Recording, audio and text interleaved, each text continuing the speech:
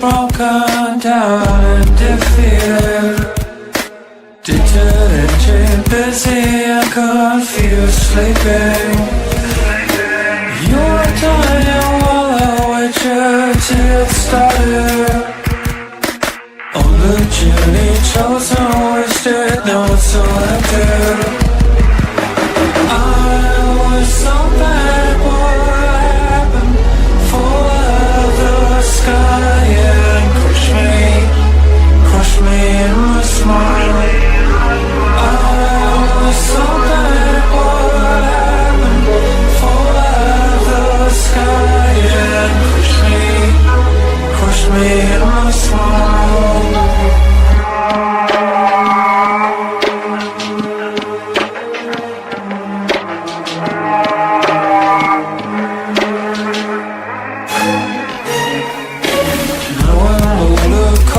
Sober, sad and jaded.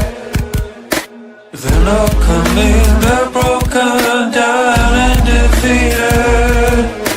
You are dying while I wait you to get started. You are dying while I wait you to get started. I was so bad, what happened? Fall out of the sky, yeah. Crush me in my smile. I was so bad, what happened? Fall out of the sky and crush me in my smile.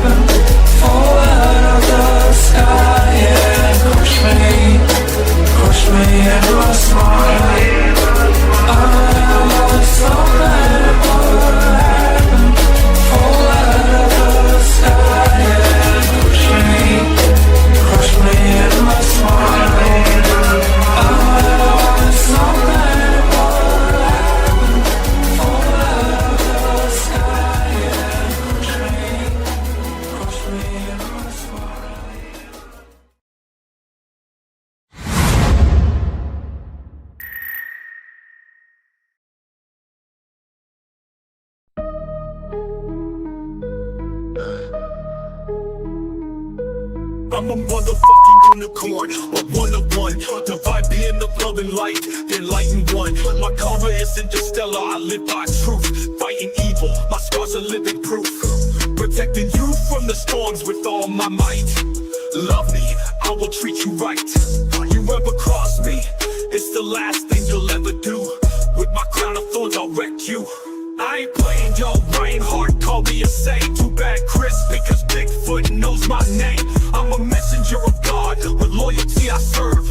Taking out all evil with his holy word. A true Knights Templar, sword in hand. Slice you up, bury you in the sand. I'm a motherfucking unicorn, you'll never find anyone like me. Born in the Bronx, raised in NYC. So listen up, take heed. I float like a butterfly, sting like a bee. My true Knights Templar, sword in hand. Slice you up, bury you in the sand. I'm a motherfucking unicorn, you'll never find anyone like me. Born in the Bronx, raised in NYC. So listen up, take heed. I float like a butterfly, sting like a bee.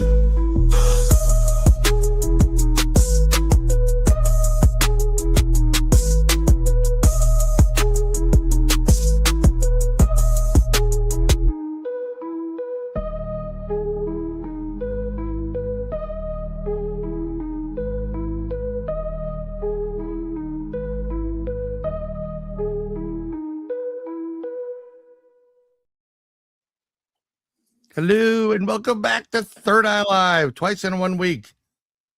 Who says we can't do it? Mark and I don't say no to anything. Now, twice in less than 12 hours or something. Yeah.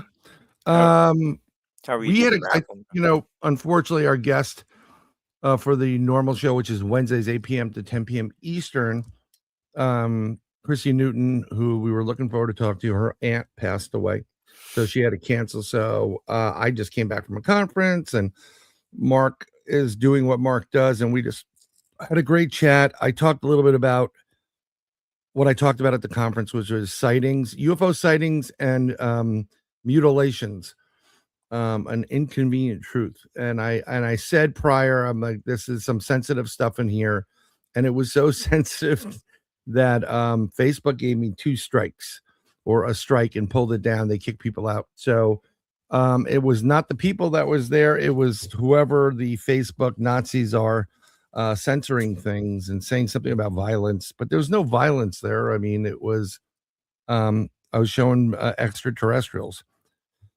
and since nobody believes in them, why would anybody, give us a hard time? But they did. So, but we have a good show tonight. We're going across the pond, as they say. It's a big pond, the Atlantic. I hate when they say that. And we're going to the United Kingdom, specifically England, and as a knight, I understand that. And Mark, he's on his way to knighthood eventually. I mean, I don't know what you're doing today, so I apologize if I was interrupting your day. But this is the way we get our European friends and families onto the broadcast. And something very interesting. So the gentleman, who's a really good friend of mine, I love this guy to death, who wrote the opening number and gave me permission, Ron McGrath, he will eventually be on this broadcast.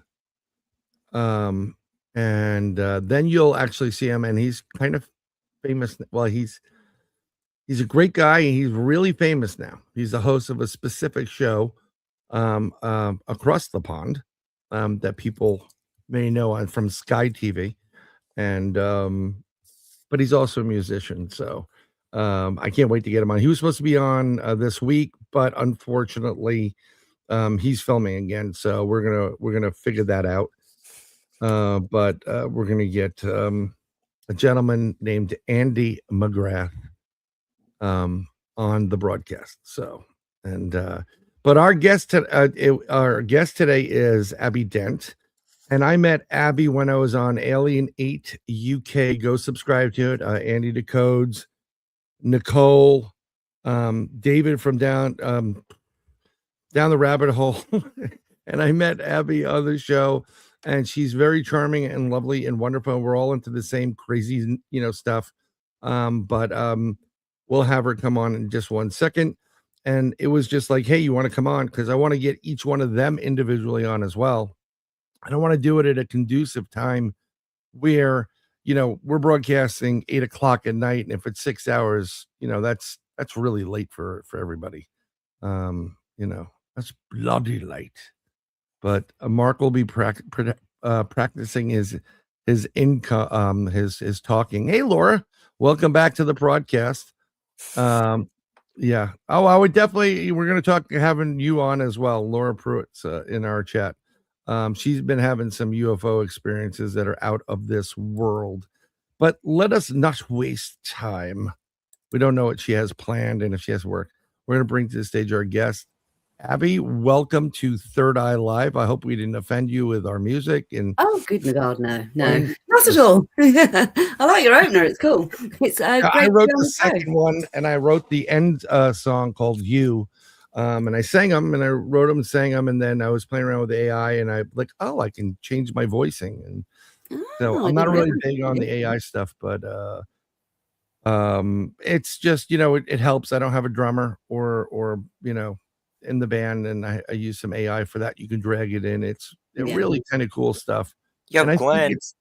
Say again. Yeah, we do got Glenn. I put in a request with Glenn to do Lowdown by Bob Skaggs, and he's like, ooh, And I said, you and your brother should do Lowdown and the family. So hopefully we'll get it. Glenn is a friend of mine. He has this thing called For Vibration. He makes music for TV, movie, and everything else. But he does this like drumming thing out and brings people together. And it's just, it's real cool.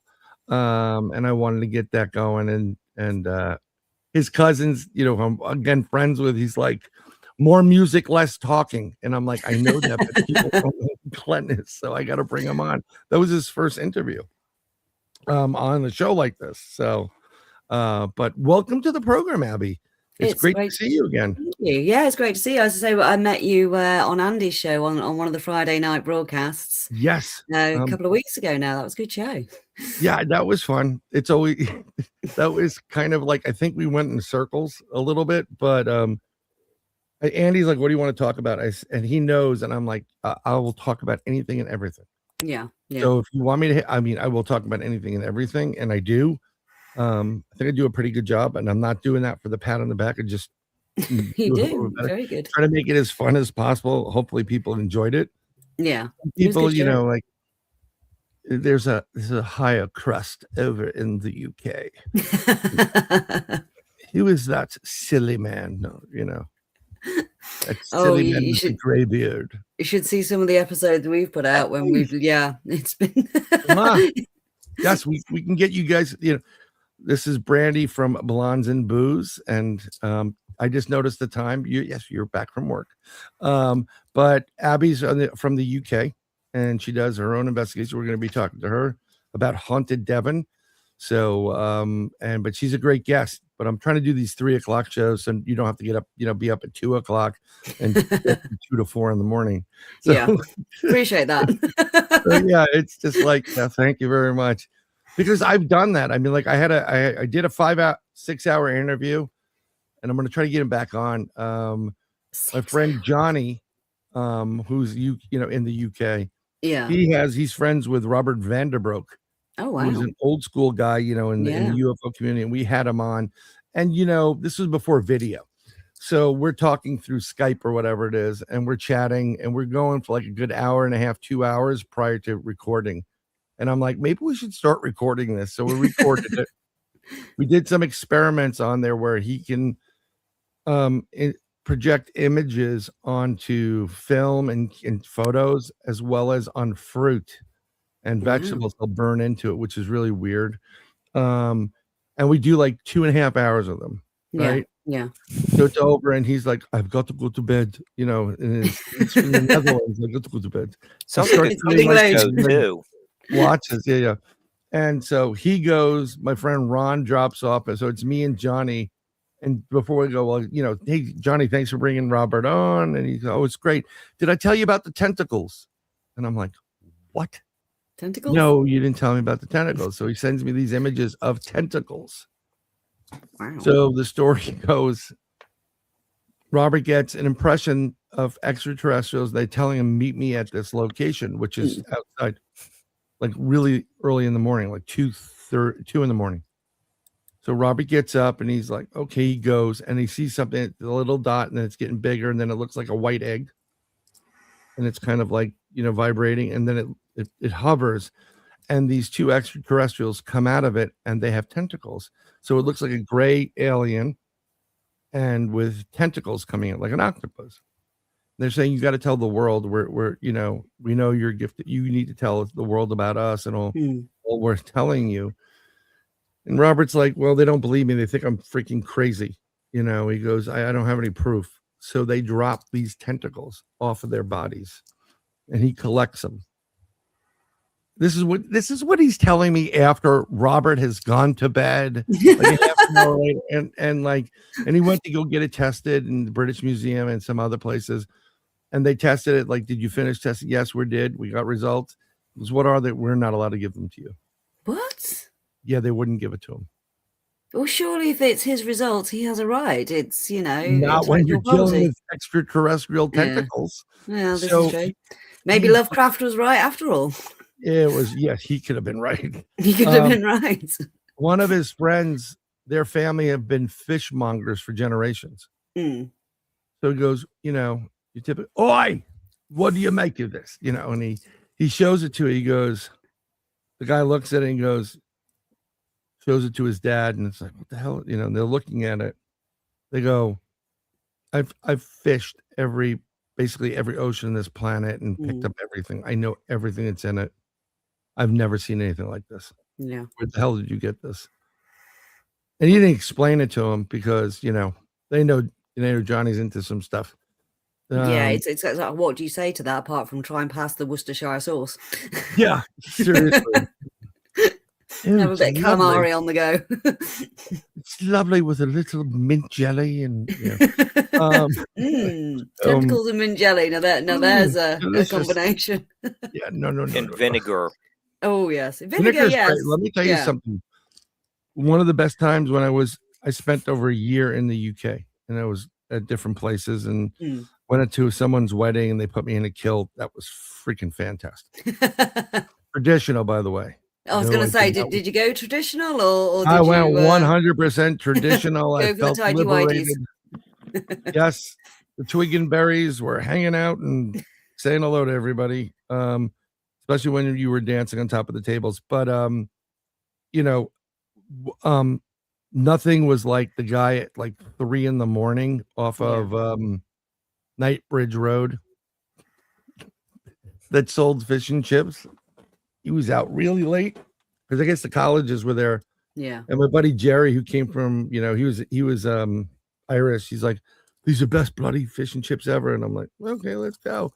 And I'm like, it was out of control good. You just put the vinegar on it. It was so freaking a little bit of curry sauce sauce right on now. the side. Yeah, I'm hungry now. It's delish.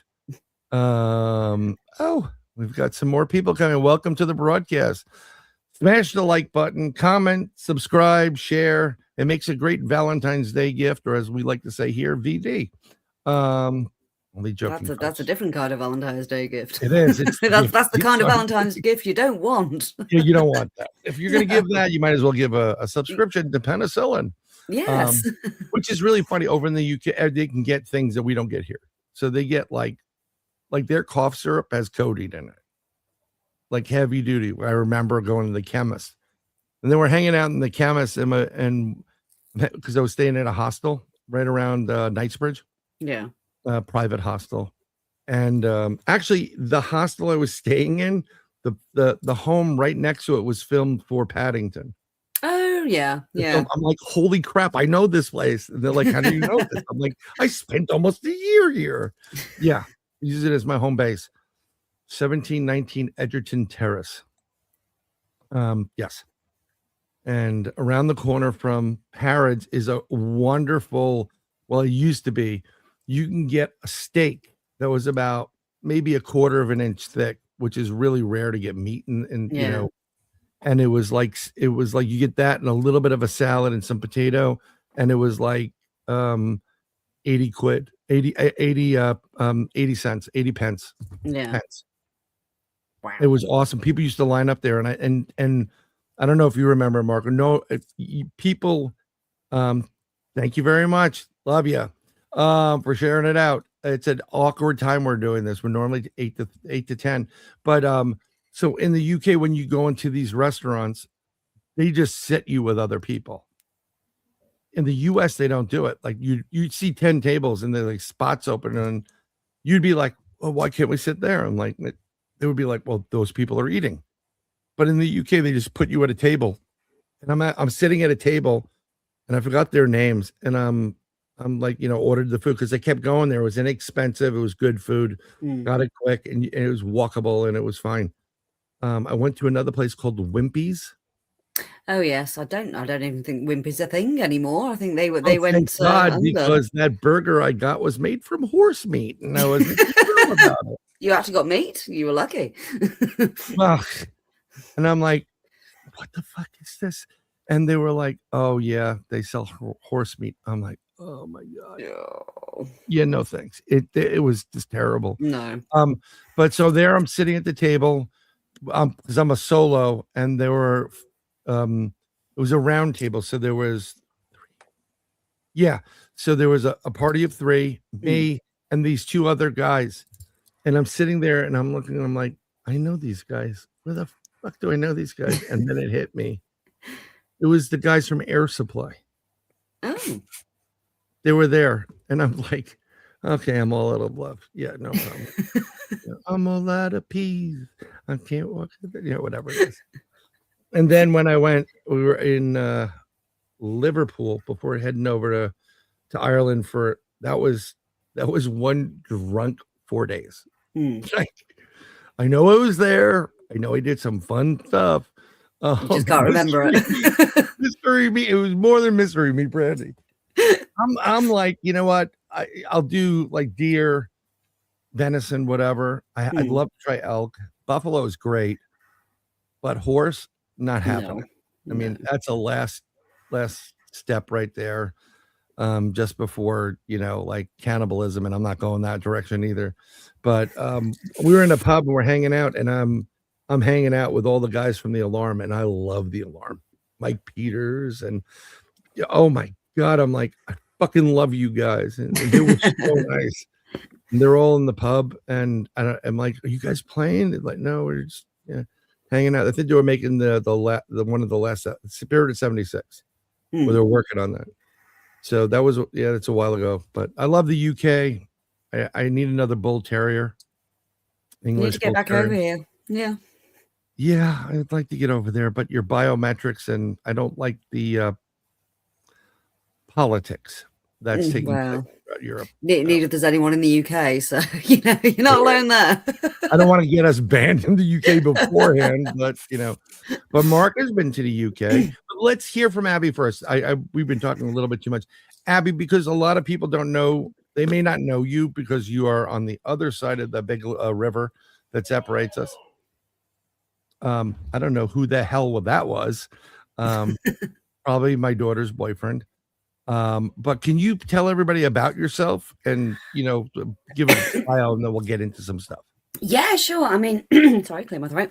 I am a paranormal investigator. I've been investigating for over 20 years, and I run a non-profit group called Haunted Devon. The club's been around since 2005. I am just the latest chair, but I've been doing it for 13 years now. They won't let me step down. they just won't let me go. It's run by a committee of volunteers and that. So I've got a great team behind me. We investigate. We go to some places that we can't talk about, NDAs and whatnot, because they don't want to be known as haunted. So National Trust properties, stuff like that. And also, I'm a broadcaster as well. So I started Lifting the Veil.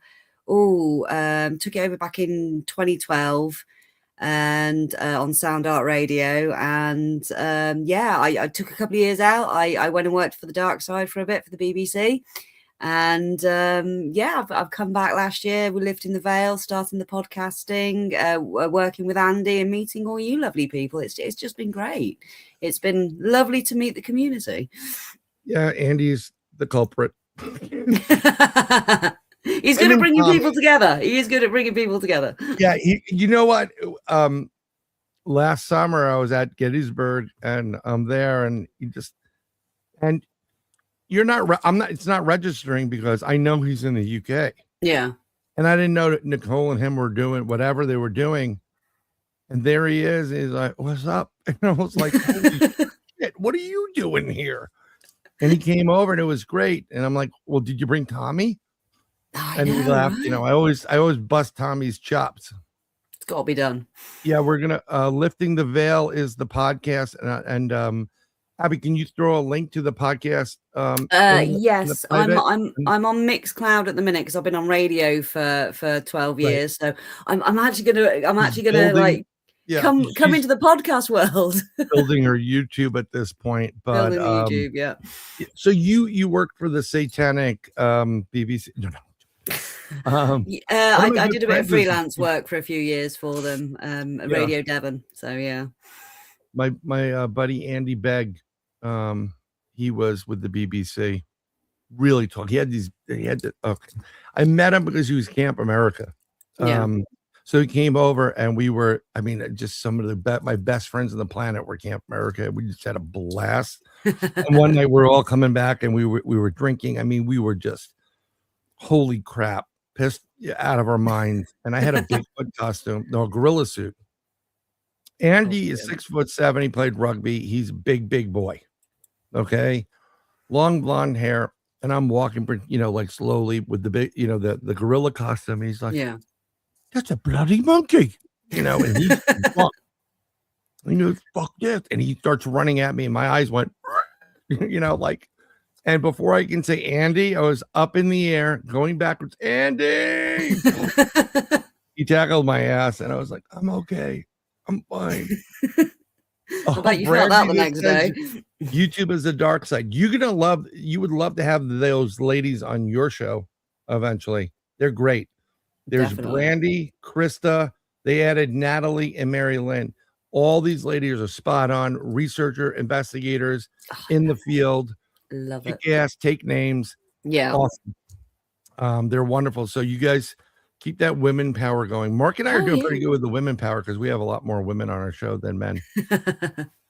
We're breaking through in the paranormal field because it has been very male dominated for decades. Yeah. So it's nice to see some girls out there kicking paranormal ass, basically.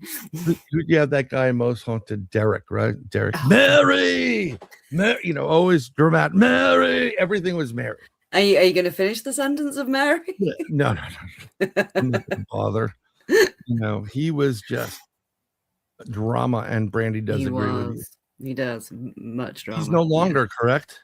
He's on to the other side now. So all the spirits he was possessed by are now Well, now he's like, Peter, why are you yelling? I'm right here. I'm sorry. Made for TV though. Made for TV. Apparently he was meant to be quite a good medium. And then when he went on the show, he was encouraged to bring more to it. Let the ethics drop a bit, shall we say? There's a lot of us know people that writers embellishment. We'll just keep it at that. Creative editing and a bit of amdrams. Yeah, it gets a little bit, too much. I don't like to, I have fun and I'll say things off the cuff, and this is why we get banned on some things. It's just par for the course. But it's great that you've gotten into this. Like, what happened in your life that you said, I'm gonna do more paranormal stuff versus being in the. It's not really the normal rate, but like the most common. Oh, I've always been abnormal. It's a nickname. It's abnormal. It's not just Abbie, it's abnormal. It's abnormal. Like young Frankenstein. Yeah. Whose brain do you have? Abbie something. Abbie who? Abbie normal. You put Abbie an abnormal brain in a 6'9". I've got to watch that film now. Yeah. So it started as a haunting as a young child, basically, and I grew up in a series of haunted houses, and Mom's very sensitive as well, but she'd always shied away from it, and she didn't really want me to go near paranormal stuff. So obviously, what did I do? You went there. Paranormal. Yeah.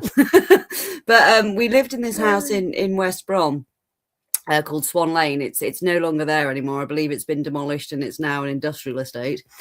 But while I was there, I was a very, very young child, there used to be a lot of poltergeist activity go on, and it seemed to be centered around me as a young child.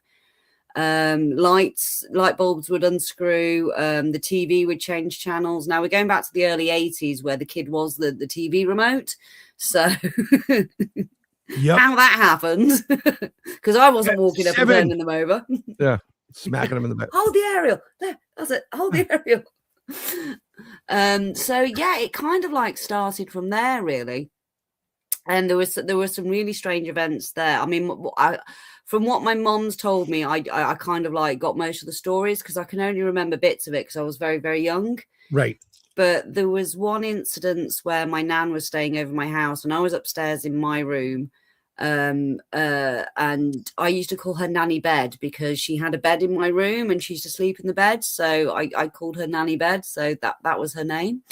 Right. Her and my mom were downstairs and they heard this kerfuffle upstairs, this like crash bang wallop, and they're thinking, well, I was only about 3 at the time.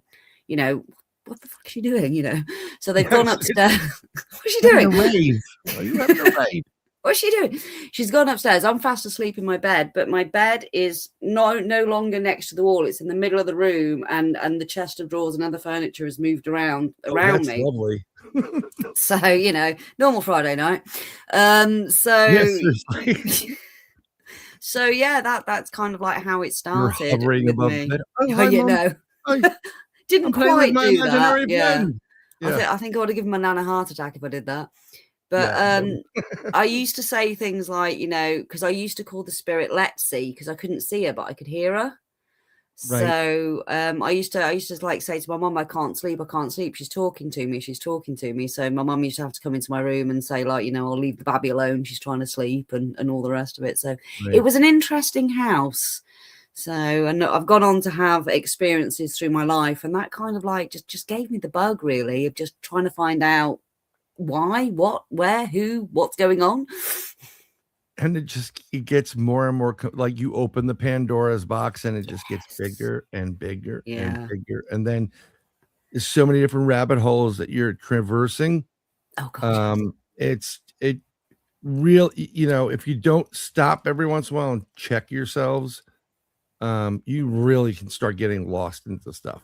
You can discernment, healthy skepticism, and yeah, just following your intuition basically, and just not getting swept up, because there's a lot of stuff nowadays, especially with AI and all the rest of it online. It's so easy to get caught up into something and then realize that it's not actually a thing. It's clickbait basically. So you definitely have abilities still, right? Yeah, I can sense stuff. I wouldn't say I'm a medium. I don't like the term. I'm sensitive, empathic, and I have a lot of UFO experiences and stuff. So yeah, it's just one of them. I just live in the twilight zone and I love it. Basically, if I had a normal life, it would be boring. It would suck. Yeah, it would be really, really boring. And you said your mom has abilities. Do you have a sister or a brother? No, well, I have stepsisters and brothers. Yeah, I've got half sisters, but I'm my mom's only child. But it runs in the family, so that's yeah, I was going to go that direction. Yeah, it runs in the family. Yeah, so it's apparently really weird. I'm third. I'm from the seventh of the seventh child, 3 generations down. So yeah, it runs in the family. Well, we're all nuts.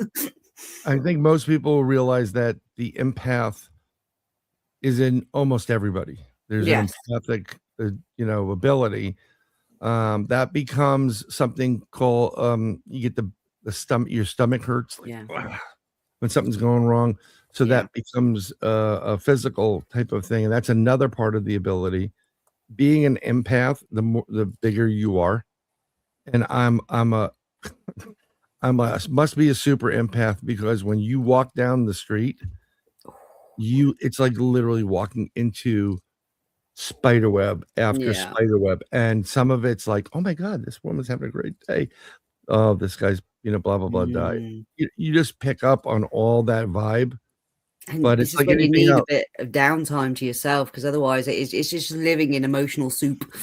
Yeah, I was talking to Mary Lynn, who's part of Blondes and Booze, Bass. And she's a tremendously wonderful lady and a great psychic. And we were talking about different things. And at this conference we went to, I was doing my thing there, and actually Krista and Brandy, actually all the blondes and the Booze are there. They all got the tattoo of their logo on their arm. And I'm going to get their tattoo, but it says, I'm just here for the booze. So, yeah. Oh, you're an animal empath. Yeah, I know that about you. Definitely. Hey, Paul. Yeah. Paranormal Paul. Another guest for you. Paranormal Paul's right here. Hi, Paul. And he's got Paranormal Among Us. Great guest. We have to figure that one out, too. But so we sat there, and I'm like, I could read everybody in this room. Yeah, I can do anybody and everybody I go past. I can read you. Yeah, but I choose not to. Your business is your business. Yeah, And you if can you feel, do as an empath, exactly, you can feel someone reading you as well. You're like, I've stopped people and they're trying to read me, and I'm like, can you cut the shit? yeah, And they're like, I'm not doing anything. I'm like, you're trying to fucking read me. Cut it out. yeah. I I don't want can to be feel you read by. probing. Yeah. Mark has a question. I just saw it. Sorry, Mark. You have Go for it. Yeah, Abbie. Before the show, we were talking about places that both of us have been to. Yeah. I was there. I went to some of these places as a novice historian 30 years ago. But one of the places we spoke about was Maiden Castle, Castle. and with the huge, ditches, or really deep ditches. I don't know if that's really coming through very well. I think it's the biggest earth fort in Europe, isn't it? Yes. I'm going to throw up an image that I just did a quick search because I was never at Maiden Castle, but continue so Missing people can out, see dude. the Maiden Castle images, and we'll click on one or two. But the earthworks are incredible. It's Yeah, you huge. can see how deep they are. Yeah. Yep. And this is not Iron Maiden Castle. Just Although, to be fair, if they'd have done a concert on it, that would have been quite a that would have been freaking that would have cool. been epic. Coming up. Oh my God, that would have been good. But yeah, it was a Celtic hill fort, and then the Romans eventually conquered it, and you get the they put a little temple on the top. In Cadbury, here and see just the little it's fine.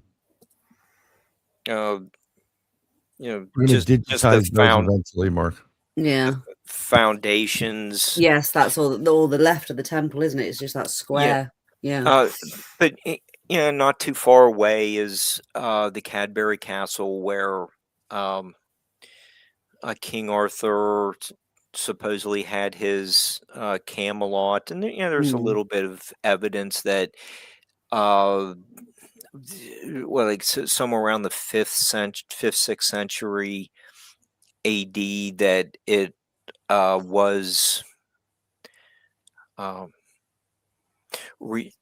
refashioned as if you're kind of moving from like a local sanctuary place to a more prominent citizen was there, or living there. And so when we were talking before the show, I said I was just going there as learning a little bit more about history, medieval history, and maybe I would actually someday get a teaching job. But what brought you over, Mark? Just curious. After graduating from college with an English degree, and okay.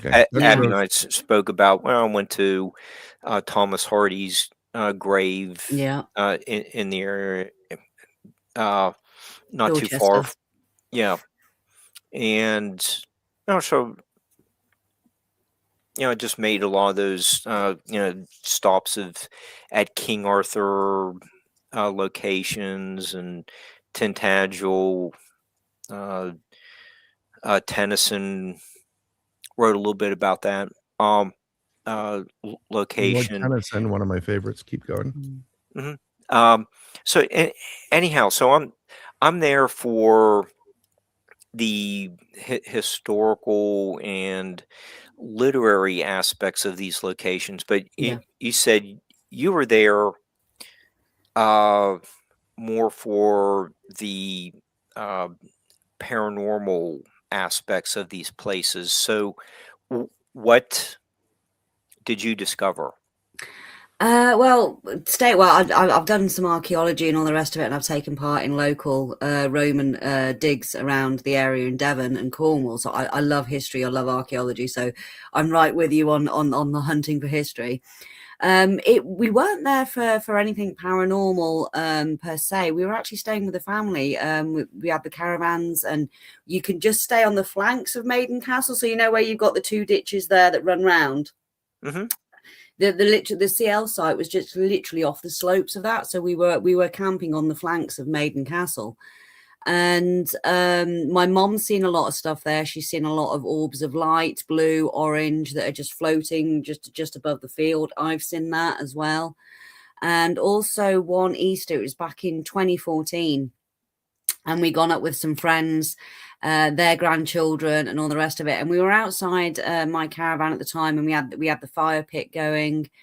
And I was telling the kids, like, you know, UFOs are real and all the rest of it. I say kids, they're like, you know, preteens.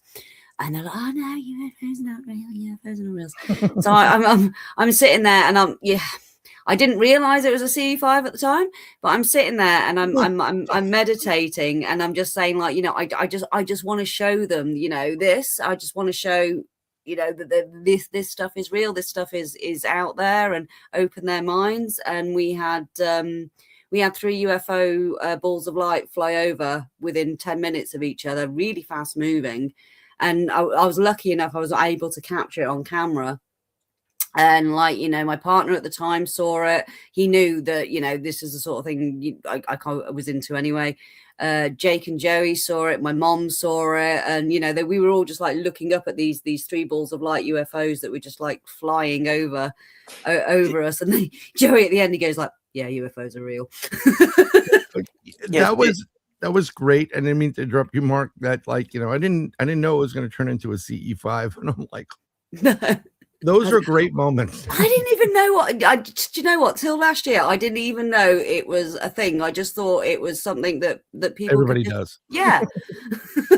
Basically. I do a lot of CE5s, and every one of I've done.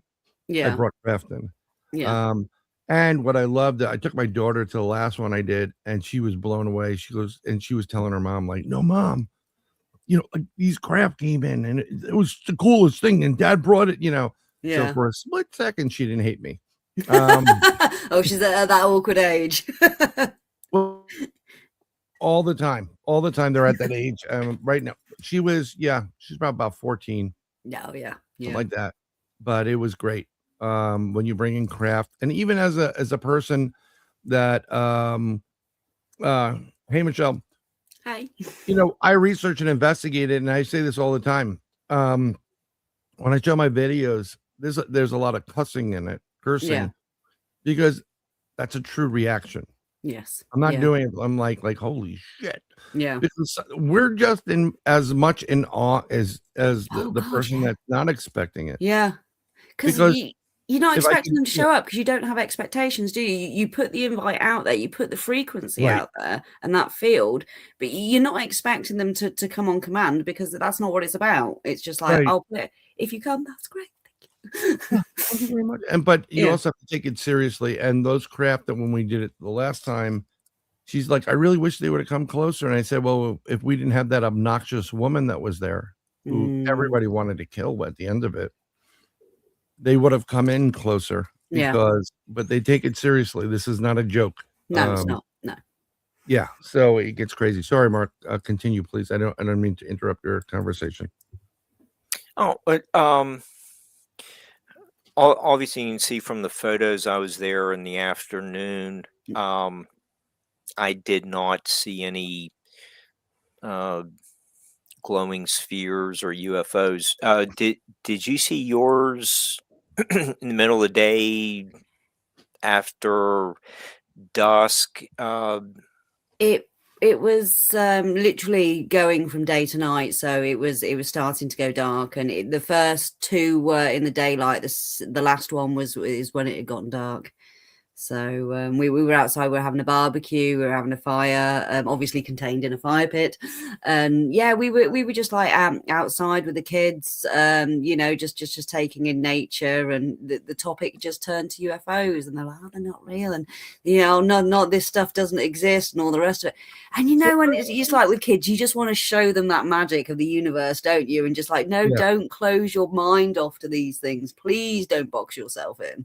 So it's just like, yeah. People have to understand that anything is possible. Yes. I mean, you can have that fantasy thing, but I don't know if it goes into the manifestation aspect of things, but the minute you are acting or going on the negative route, negative happens. Yes. Yeah. So even though it's really hard, act positive when you're being drowning in whatever that's out there. Try to stay positive with it. I don't know where in relationship where you both were in this property right here, the Maiden.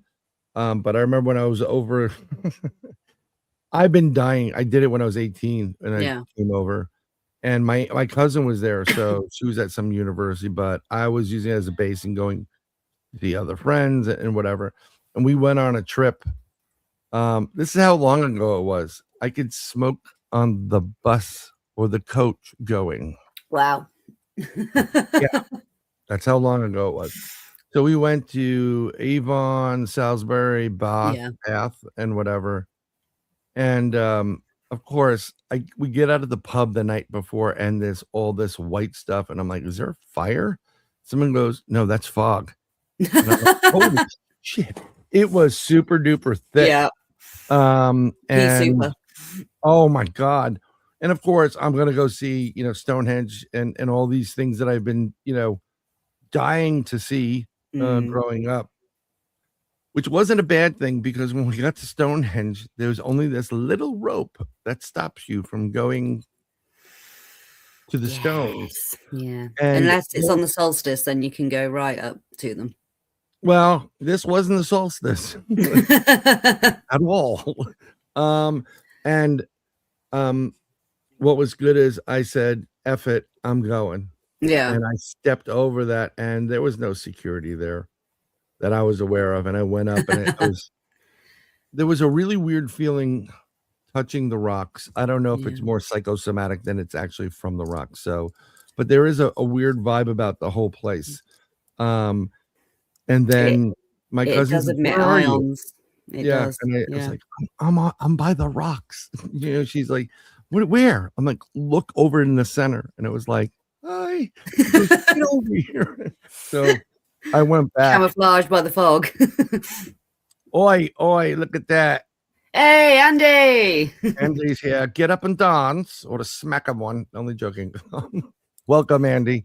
Alienate UK. Go subscribe. Yes. We're going to put the Lifting the Veil into the SoundCloud, and we'll add it to the description. So once you get things up and running, so people can go to it, because we definitely want to pull people to those events. Yeah. But are you still doing? You're still doing with Andy and all them, like the Friday? Oh yeah. Okay. We're paranormal pizzaing it tomorrow. So and I have pizza this time, Andy. So yeah. Not pizza substitute. I have pizza. I'll throw up his link as well, because great show. Subscribe. Oh, he's killing it at the minute, Andy. He's got more podcasts than I've got. Well, hands, fingers, anything. And I can't keep up with the amount he's doing, to be fair. That's actually great. I'm still pissed off that Tommy wasn't there. I know. Bless him. We're meeting up with Tommy. Yes, in a couple of weeks' time. As much standing there.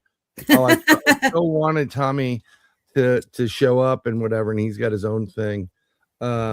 Actually, he's got to protect his daughter, because his daughter's like, I have two daughters. They're good looking. And I'm like, no, they're gorgeous. Just stay home and protect them, because you're going to have a problem later on in life. Oh, yes. But I'd love to be on again with Tommy and have him come back on. So if you guys ever want me back on. Oh, you spoke with Tommy today. I always take the piss out of him. So Tommy's cool. We like Tommy. Tommy is great. He's so, laid back. He's another great person to have on the broadcast as well. All of you guys. Fantastic. Yeah. I'm going to set up something with Dave. for Down the Rabbit Hole. I'm going to go on his. He's going to come on here. And I sent him something recently. He's like, holy shit, that's the coolest thing. I said, be a pretty good show, don't you think? And he'd be like, yeah, I want to go on a road trip. I'm like, let's go. So a place I think in that's the what US we're going to do a lot of this missing- year. Yeah, missing time. Yeah. We're going to try to get Mark on a couple of road trips. I'm going to strap him to the hood of a car like a dead deer. I'm not going to do that to you, Mark. But I want to do like I would love to do a road show and then just bring Mark and go to different places and broadcast live from there. But, you know, we don't have that stuff. Love you, Andy. Yeah, it's that timing that's the problem. No. Road trip in the UK. I agree, Andy. Definitely. Oh my God, I'd love to do a road trip in the UK, but I'm sure once they check my social media, like, no, you've got to leave right now. Well, they see what we do, so we haven't been kicked out yet. So I'm a little bit more vocal. Mind you, it's not Friday yet, so you know, yeah, still time. I got my friends like, what the hell are we gonna do? And I'm like, you may want to go 1776. Remember those dates? Just saying. We might want to go 1776. To be fair. Yeah. Yeah. I mean, you know, you can do that whole thing with what was it, Mel Gibson? Take our land, but they can't take our freedom. They're all painted. Ah, yes, Braveheart. Yeah, Braveheart, and there's a lot of crazy people like that over in the UK. We need it, to be fair. Yeah, well, you do. And kilts. I think more people should be wearing kilts. Yes, although it gets a bit breezy and a bit chilly this time of year. So yeah. Oh, that would be awesome. Yeah, road trip. We did some stuff with Paul. That would be fantastic. Just everybody get in a bus or whatever it is. Travel there, hook it up. Everybody's doing their own investigations, you know, and then you come together for like a round table. Yeah. Because, I mean, especially in the UK, round table. Hi, Knights of the Round Table. You got to do that. Yeah. Speaking of Mel Gibson, when I went to Dunnottar Castle, it was probably a year after he filmed Hamlet there. Oh, to be or not to be. I got to see some of the props that they had in like the corners of the castle. So that was pretty cool. That is really, really cool. That is cool. Paul, you and me both. All of us. We need to win the lottery first. The only claim I have to that is Woodchester Manor after they filmed one of the Dracula programs. Dracula, and they had the coffin in the basement. So yeah, that was pretty cool. They kept that in the basement. So we're there doing an investigation on an unfinished manor that they didn't finish because it ran out of money, and it's very, very haunted. Lots of rituals and stuff have gone on there. And you know, you go down to this vaulted basement and there's just a coffin there, so it just adds to it, really, doesn't it? A little bit nervous. Yeah. Now, I'm sure that was a startling effect that you were not anticipating. No, especially like the fake gravestones as well in one of the other rooms. So it's just like, okay, what's been going on down here? And the whole place smells like TCP, like really strongly. Wow. So that would be kind of, you know, I mean, for someone who's investigating the weirdness, and we're all kind of weird in regards to the subject matter, that would be like the whipped cream and the cherry on the top. They're like, oh crap, they've got a coffin. This is going to be great. You know, turn around and there's cave spiders as big as your hand. You're like, I'll take the coffin, thanks.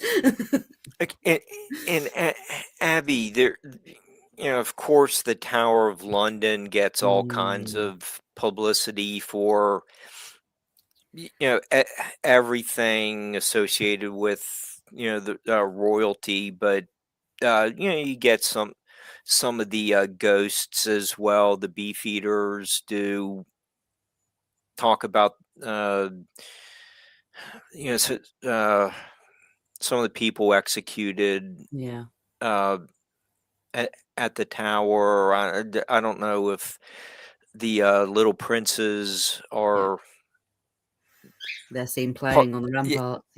If they're part of the legend now, since that has been, you know, I think it's confirmed after I was there.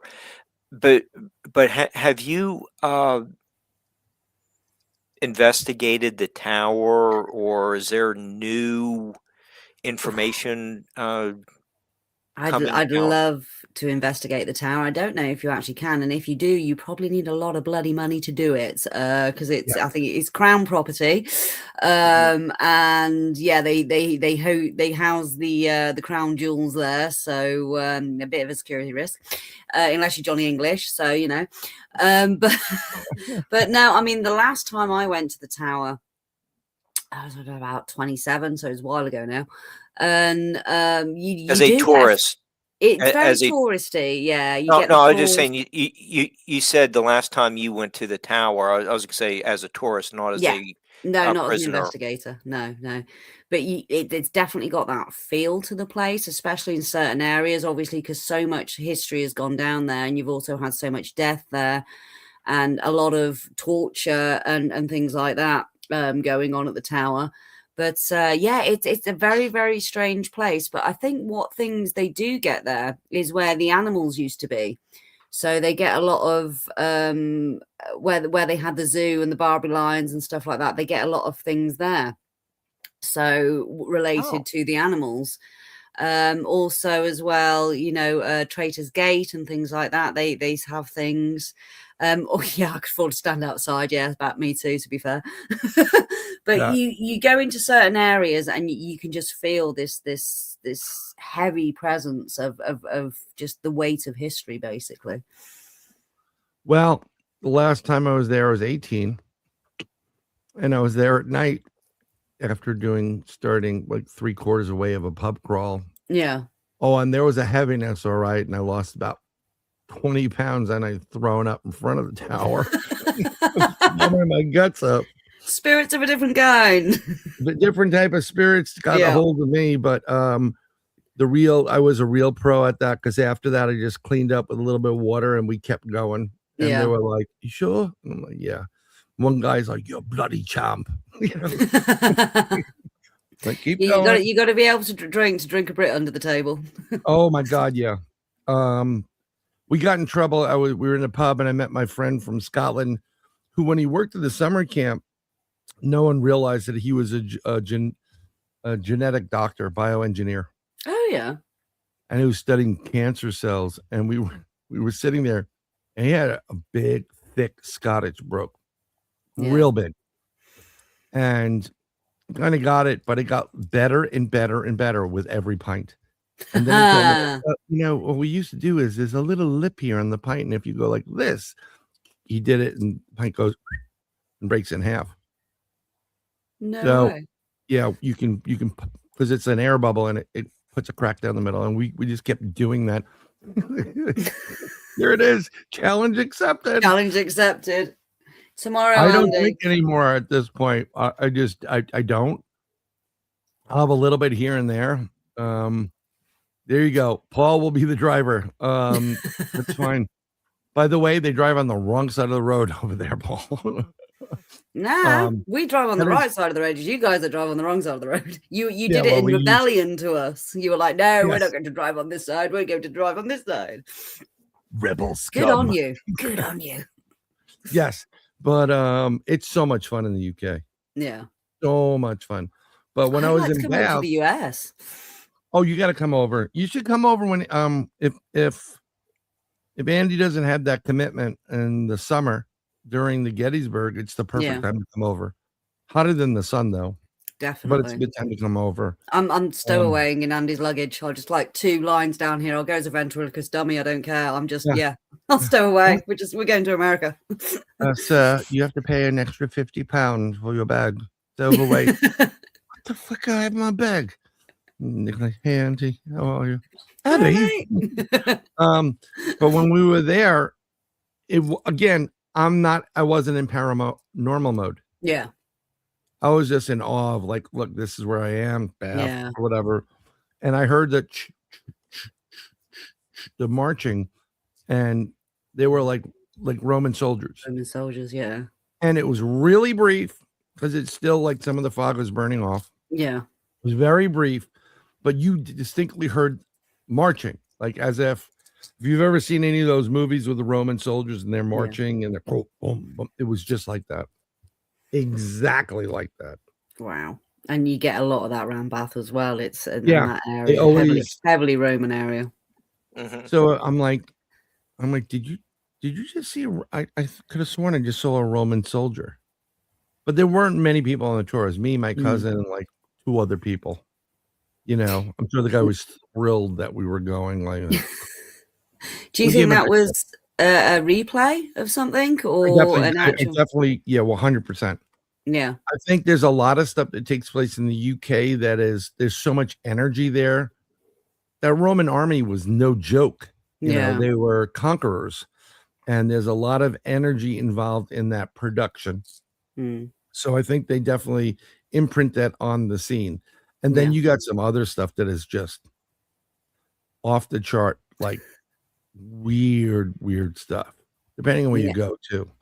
Wiltshire, because once you get out of the English, Avebury. Yeah, once you get to out of the English and you get into the Welsh, and I know some people don't like the Welsh. I know I'm not getting involved in all that crap. Oh, the Welsh are lovely. No, I know a lot of Welsh people that are lovely. I had Welsh Terriers; they were great. But someone wrote, "I ate it crown and anchor twice." Totally different. But when you get into the Welsh, and if I'm correct, Merlin was Welsh. Yes. Or had a Welsh lineage. Yeah. And the Welsh were mouth to ear in everything. They were what would be the New Agers today.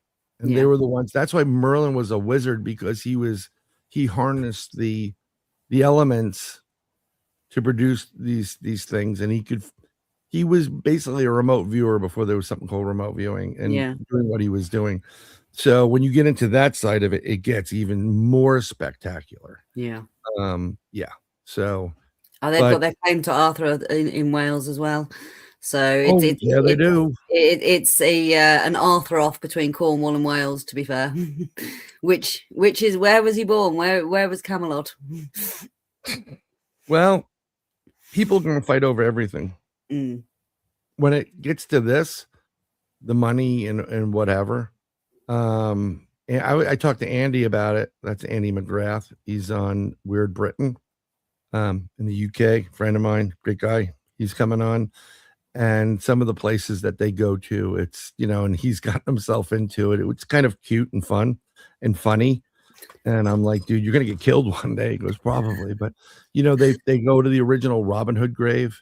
Yeah. Which I'm a huge Robin Hood kind of guy. I love the story of it. And what he did. I mean, it wasn't as romantic as they made it out.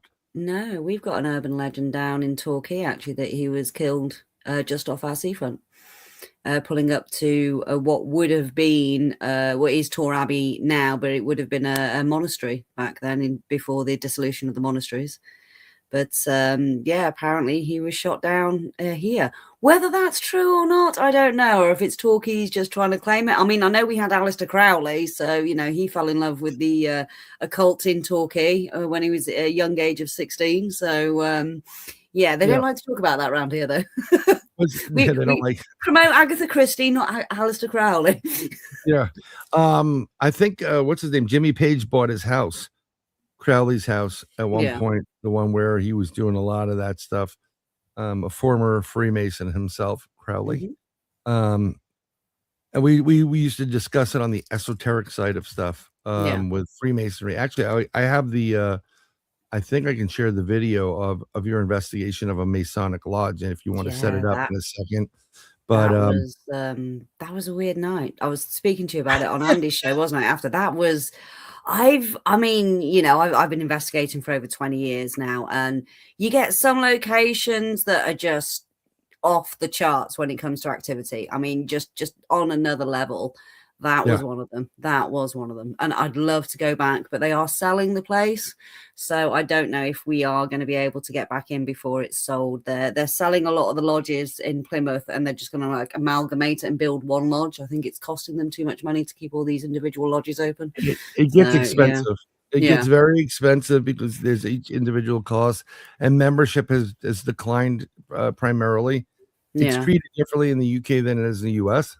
Very still more secretive on it than like the US. You can tell who's a brother and who's not for the most part. But it's really, really expensive. So it's better to consolidate and sure up than spread out. And it's not that hard. Let me see if I can share this. You were doing an investigation. I think I can share the. Yeah, it was on All Saints Day. So that's very, very active. Yeah. So I want to see if I can get the sound on this and see it. Let's restart this video and we'll play it. Let me see what's coming in.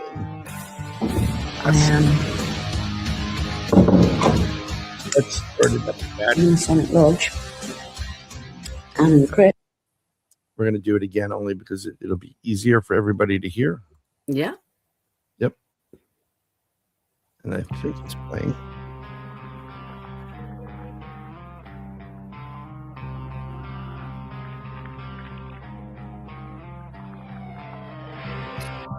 Definitely a weird experience in the temple.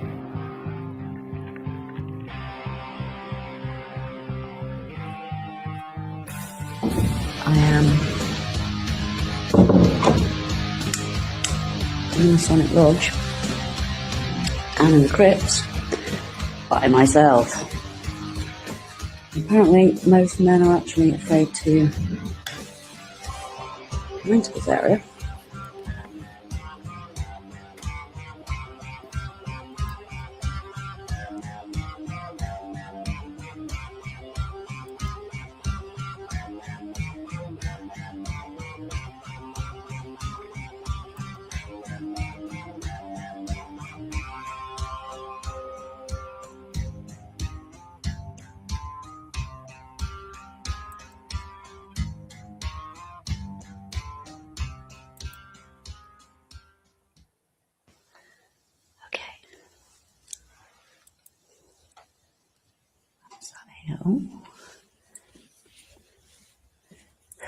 Very Blair Witch.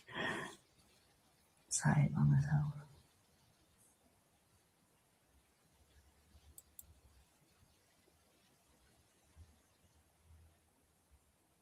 Apparently grown men, brothers of the society, won't even come down here. They don't even use this ritual room because of what happens down here.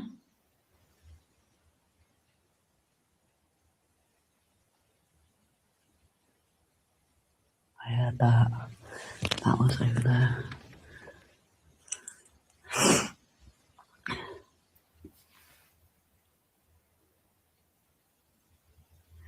Really? You scared big grown men away?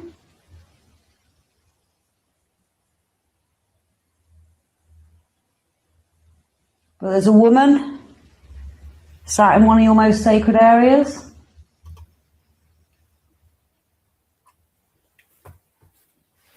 You're okay with that?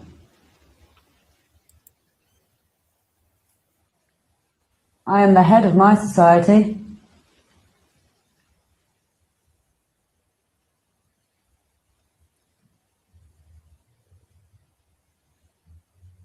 Can I speak to the head of yours? Can we converse, exchange ideas about the ancient world of knowledge and wisdom?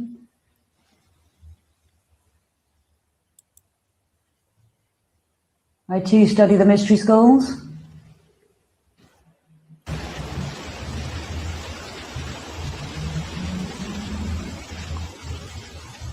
Obviously don't want to play.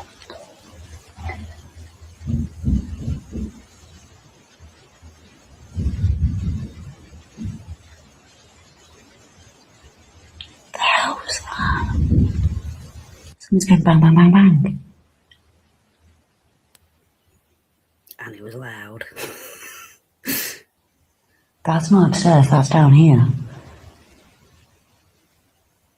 I'm way, way, way away from...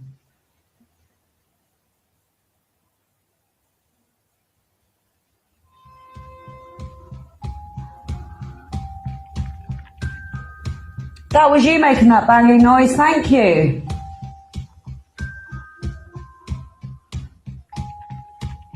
Can you do it again for me, please?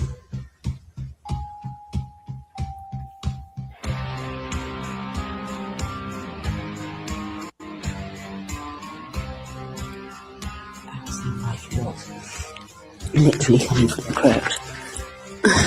Boom, boom, boom, boom, boom, boom.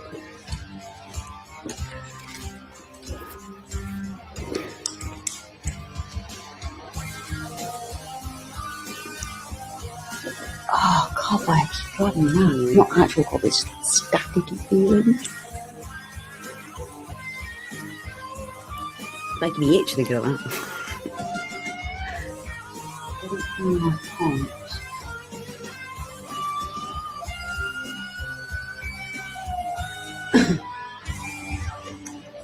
Hi, that was you making that noise. Thank you.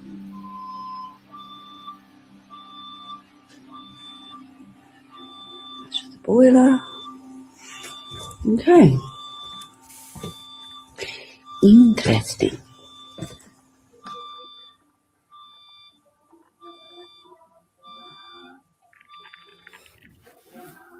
Oh.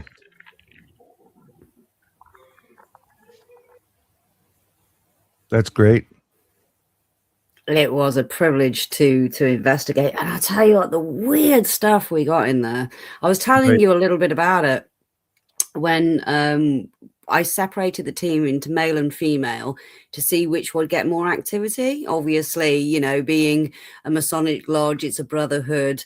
Yep. Women are allowed there at certain times, but not in ritual and meetings and stuff like that. So I just wanted to see, like, you know, who would actually the spirits or whatever was there respond to.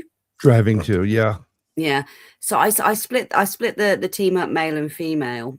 And while the men were down in the crypt where I just was, we were up in the temple, which was about 3 floors up. It was massive, massive building. It's the Mount Edgecombe Lodge, which you guys all love because it's on the ancient Barbican in Plymouth, so not too far from the Mayflower Steps. So a little bit of history there for you guys. And I'd actually played out that I found on YouTube. Someone had done a secret recording of a 3rd degree initiation. Mm-hmm. So I'd played that out, and then we hear this boom, boom, boom, boom, boom, boom coming up the stairs and rattle the temple doors. And we're thinking, oh God, it's just the guy. So I go down with and I'm just filming on my phone because I the rest of the team have got all the audio equipment, the cameras. So I'm just like filming on my phone, basically just to make sure that there's no one there and capture that there's no one there. I go down into the crypt and we can hear chairs dragging from upstairs. Right. And I go down to the guys and I said, oh, have you been upstairs? Have you gone up the stairs, rattled the door, dragged the chairs? And they're like, oh, no.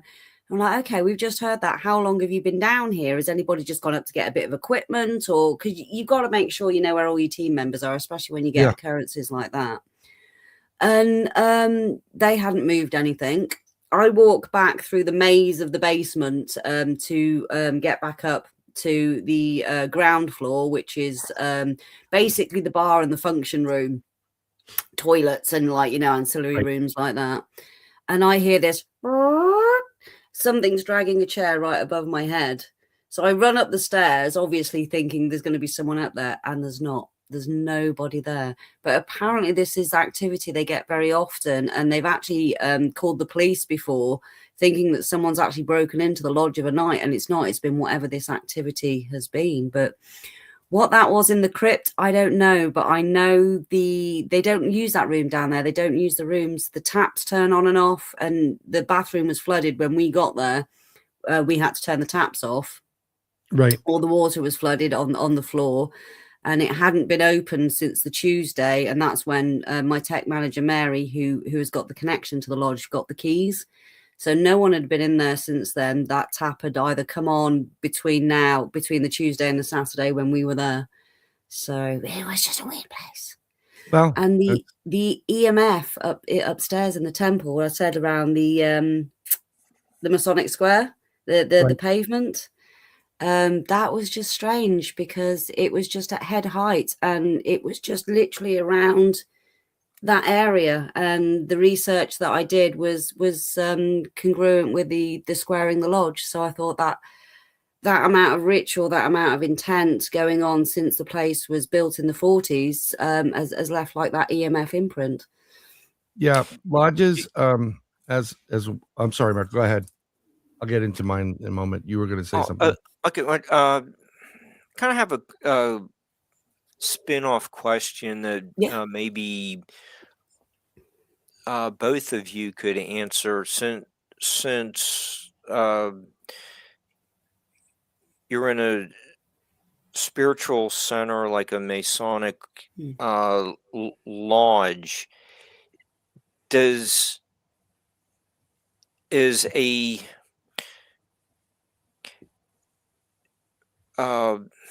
there a common trait that would go back to a lot of the other places that you've investigated, that there is some kind of spiritual reason why such a place is haunted? Is there like a common old religious doctrine that might link all the places? I think when it comes to religious doctrine and hauntings, I think it's a case of people are afraid to move on. They've had the living hell scared out of them, basically. So you often find that with intelligent hauntings, not just residual. It's a case of they're afraid to cross over because, you know, the clergy have told them, like, you know, you sneeze, you go to hell. You haven't had the last rites, you go to hell. It was very, very especially when the medieval time coming up to the 1600s and that, and it was very, very heavily religious as well. You know, you had King James and superstitious, very superstitious. Yeah, you had the witch trials and all the rest of it. So it was, Brian and I have spoken about this on another show. I'm not an expert in this field. I'm trying to learn a little bit as we go along. I think it's the energy of a place, really. It's what's taken place there, the land it sits on, the geology, if running water underneath, everything. It's an accumulation, I think. Yeah. Okay, combination of trait. Okay. Writing a little bit off of what Abbie was saying, which is very interesting because it's a great take home, the religious aspect of it. Most people that are haunting places are doing so because their death was abrupt, not planned or whatever. And then they wake up in this environment where it's dark, and then they see this beam of light and it's moving or whatever it is. And they're like, what the hell is that? And they recoil to their own safety, not realizing you're going to get trapped there. You're supposed to go into the light. That's why people get pulled, led into the light. Yeah. I am a Freemason. Not the Illuminati. Trust me.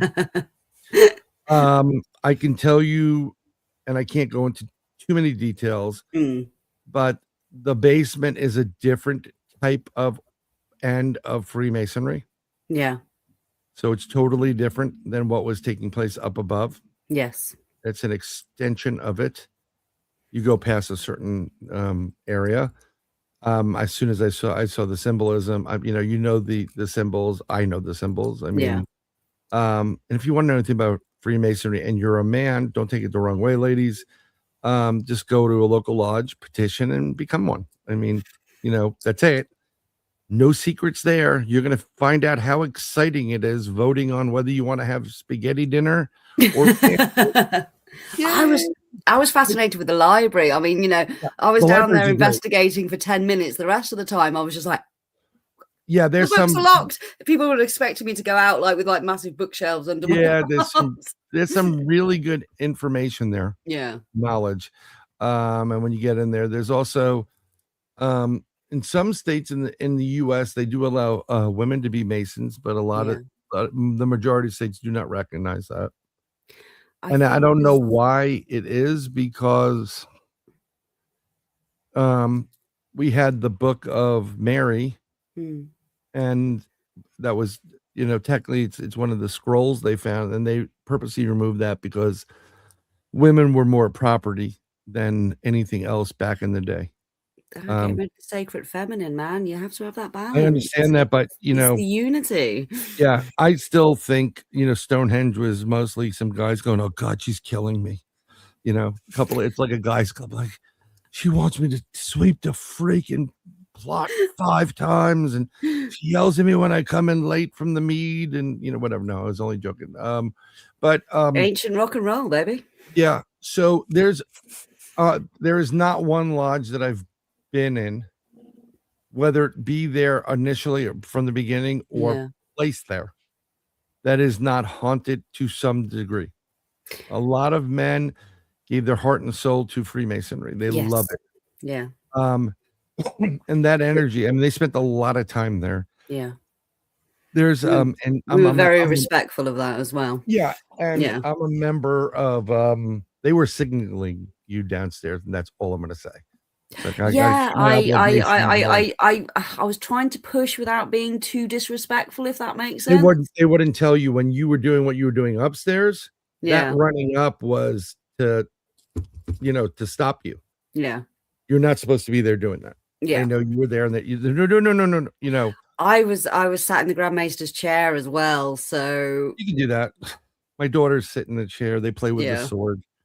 They love playing. I'm like, don't hit each other with it. It's huge. It's a Tyler sword. The guy outside the door, but we felt welcome there, though. We didn't felt pushed out or threatened or anything like that. It was more they were curious to what we were doing and how we were conducting our esoteric work compared to like what they do. So I think there was a little bit of, oh, what are you up to sort of thing. Yeah, what's going on here? Yes. Secret. Let me see. I mean, you say every lodge is haunted to some degree. Yes. Because obviously of the amount of love and dedication, intention and energy that is put into these places by the members, by the brotherhood. I mean, but is there like a almost like a lodge guardian or some sort of spirit that watches over these sacred places or invokes? No, it's just I mean, I'll give you an example. One of our brothers, he passed away way too soon. And great guy, Zach. And he didn't have much family. Yeah. So he was what he wanted to be interned, he wanted to be, and he's kept in my mother lodge, which is in New Jersey, and he's in the top library, which freaks people out because they don't like Zach's up there. And I'm like, yeah, he's up there. He comes down every once in a while too. Some of us can see him and feel him. I can see him.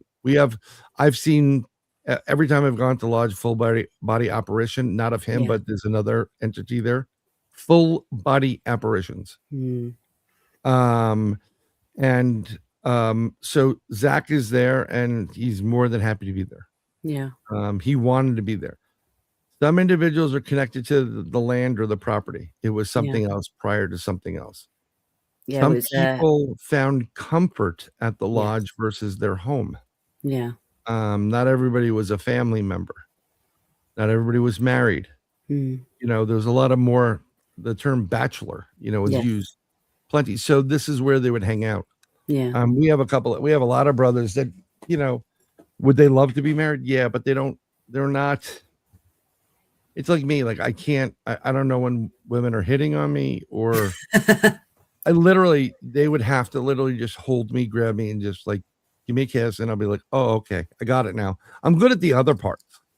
It's just one of those things where when I'm not trying to give a pass to somebody, it comes off as a pass. Yeah. I know what you mean. Really Yeah. But we have some brothers like that. But downstairs is interesting, and people will guard that. They take these secrets to their death. And it's enlightenment. And I'm gonna do this because I want to share this with you. If anybody really wants to know more about Freemasonry, and be it male or female, okay, and that young one that you're hearing right now is my youngest daughter yelling for her asshole Labradoodle, which is really an Australian Labradoodle, but he's an asshole. But I'm sharing this because this is literally, it doesn't matter if you're a Freemason or not, you should read this book. Yeah. It is the greatest book ever. It was written by a gentleman who eventually became a Freemason, Manly P. Hall. Ah, yes. It's called The Secret Teachings of the Ages. And that was there in the library.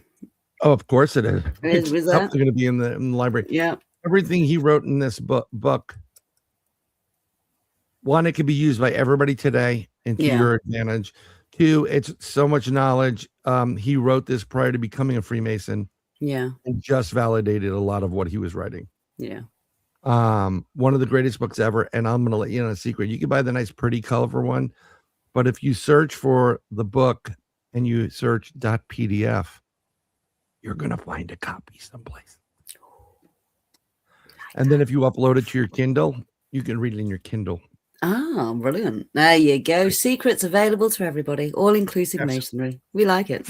All right, Governor. Another fish and chips for you, Mark. Just leave the mushy peas. Not a fan. I don't mind. Peas are great. A lot of people don't like them, though. But peas are nice, but mushy peas. This is a thing over in the UK. It's called mushy peas, and it's just no. How about bangers? Bangers and mash. Oh, that's yes. Good. Yeah. What about this? Is great, and Heinz has this, and I'm not kidding. They sell something called Spotted Dick. It's a pudding. It is a pudding. It is a pudding. Bad name. Yeah, it is. Yeah. And then they sell. I added something. Blood pudding doesn't sound very appetizing either. It's actually delicious. We call it black pudding over here. So yeah. If it's made right. Yeah. And they have some other type of item that's called, please forgive me, faggot. Yes, which is basically a meatball in gravy. So yeah. Well, that you get all the people over, like all my friends, when you're smoking, you go to an extra fag. Yeah. And I'm like, no, I don't go that direction. And, that was like we were standing in the chemist, and I was looking for cough medicine or whatever, and there was a female chemist behind the desk, pharmacist, and the girl thought, my buddy and his girlfriend thought they were being cute, and like, maybe you should get some Durex. And I'm like, what the hell's Durex? And the girl behind the counter started laughing. They call them erasers or whatever it is. I love the vernacular.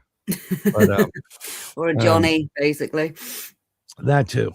Yeah. But so in the lodge, I mean, you would love, they do a lot of investigations in lodges here. There is a lot of energy involved in producing a degree. Yes. Yeah. You could feel it. And the UK is different because the Grand Lodge is the lodge. That's where it all stems back out from.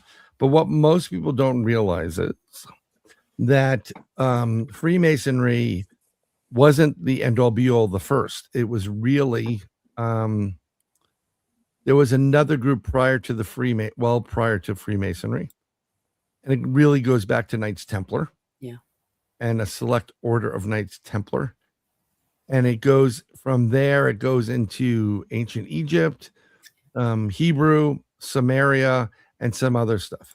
So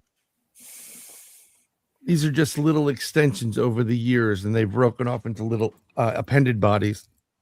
And ancient mystery schools. Mystery schools. Or you would be very surprised. There are so many Freemasons in this world that have in your history books, and everybody studied all of them. Yeah. And you just laugh when I see some stuff. And this person, they're giving a report on somebody like Michelangelo, Freemason. Yeah. It's Templar Freemason. Grand Master, wasn't he? Say again? He was a Grand Master, wasn't he?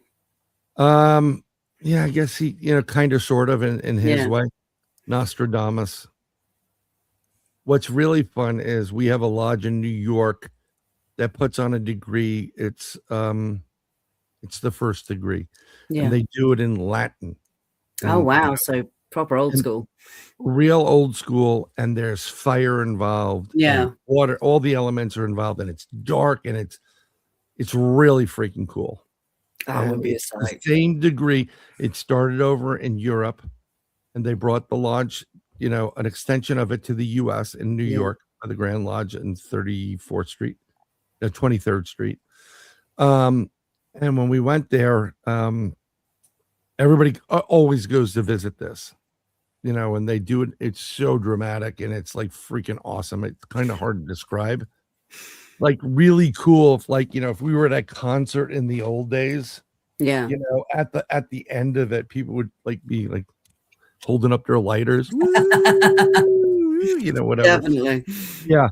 So one of the cool elements of this was Napoleon Bonaparte went through this degree, the exact lodge and everything, not in New York, but in the UK where it started. And he shit his pants going through the degree. And most people are unaware, and that was way back when. And there are some people that are so unnerved by the degree. Yeah. That their constitution gets really taxed when it's being done. Yeah. Oh, but I just thought the Napoleon, Mr. Napoleon, and Nappy needs a nappy. Yeah, little man syndrome. Yeah. So, it's very interesting what goes on, and if people knew the true history of things, from a different perspective.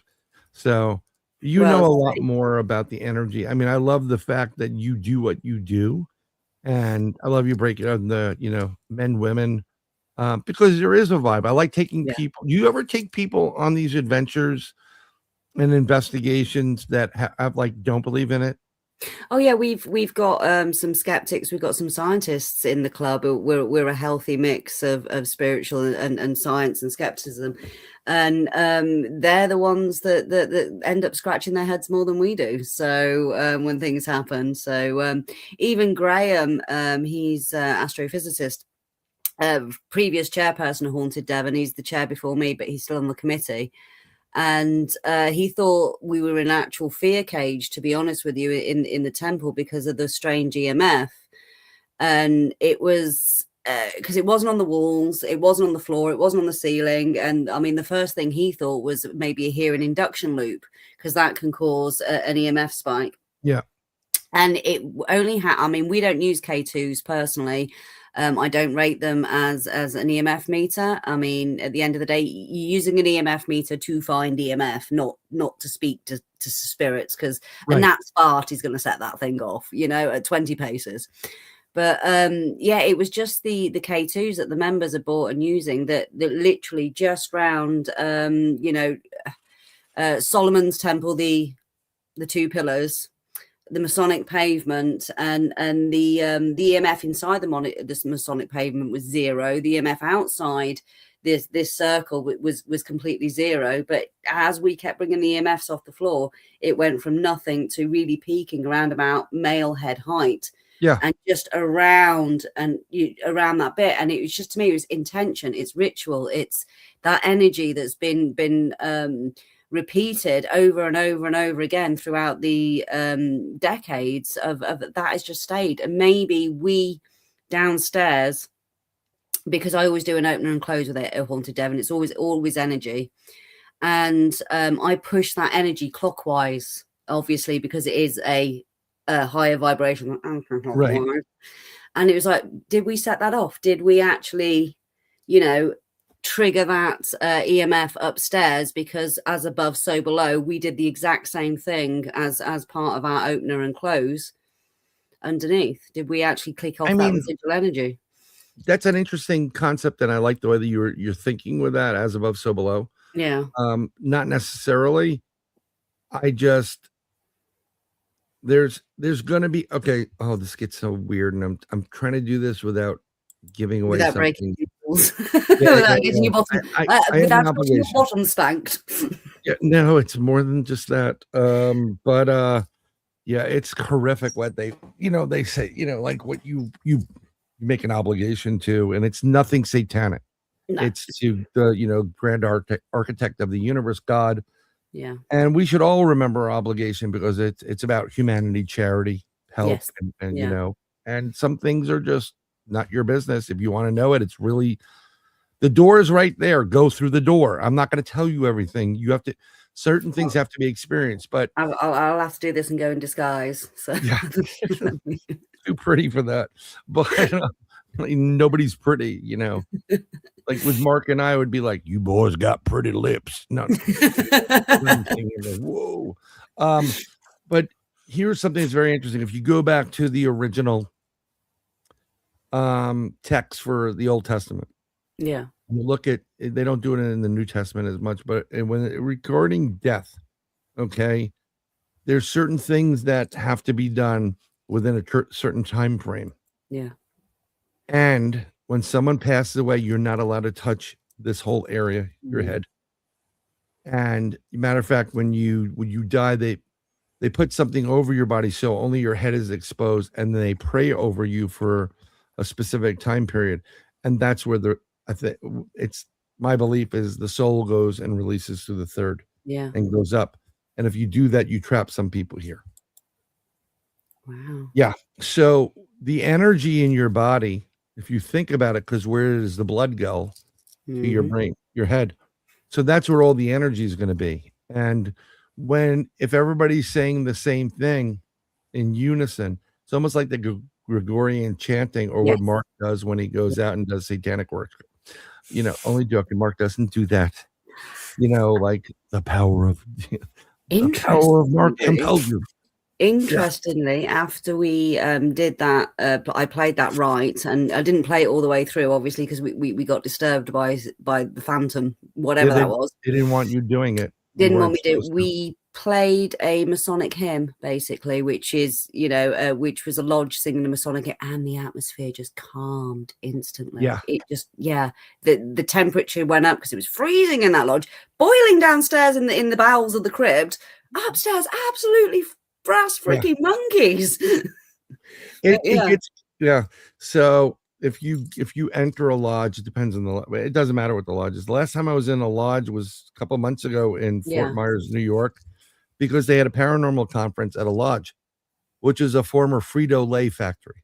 Oh, wow. So on the temple side of it is where they did presentations. On the collation side, where you meet and drinks and you get eats, was the paranormal conference. And when you get into the lodge and you're looking at the east where the master sits, I'm usually on the right hand side, and I'm usually towards the back, just in case you want to get up, go to the restroom, whatever, in your lodge. You don't have to go through all we don't normally go through all the pomp and circumstance to get there.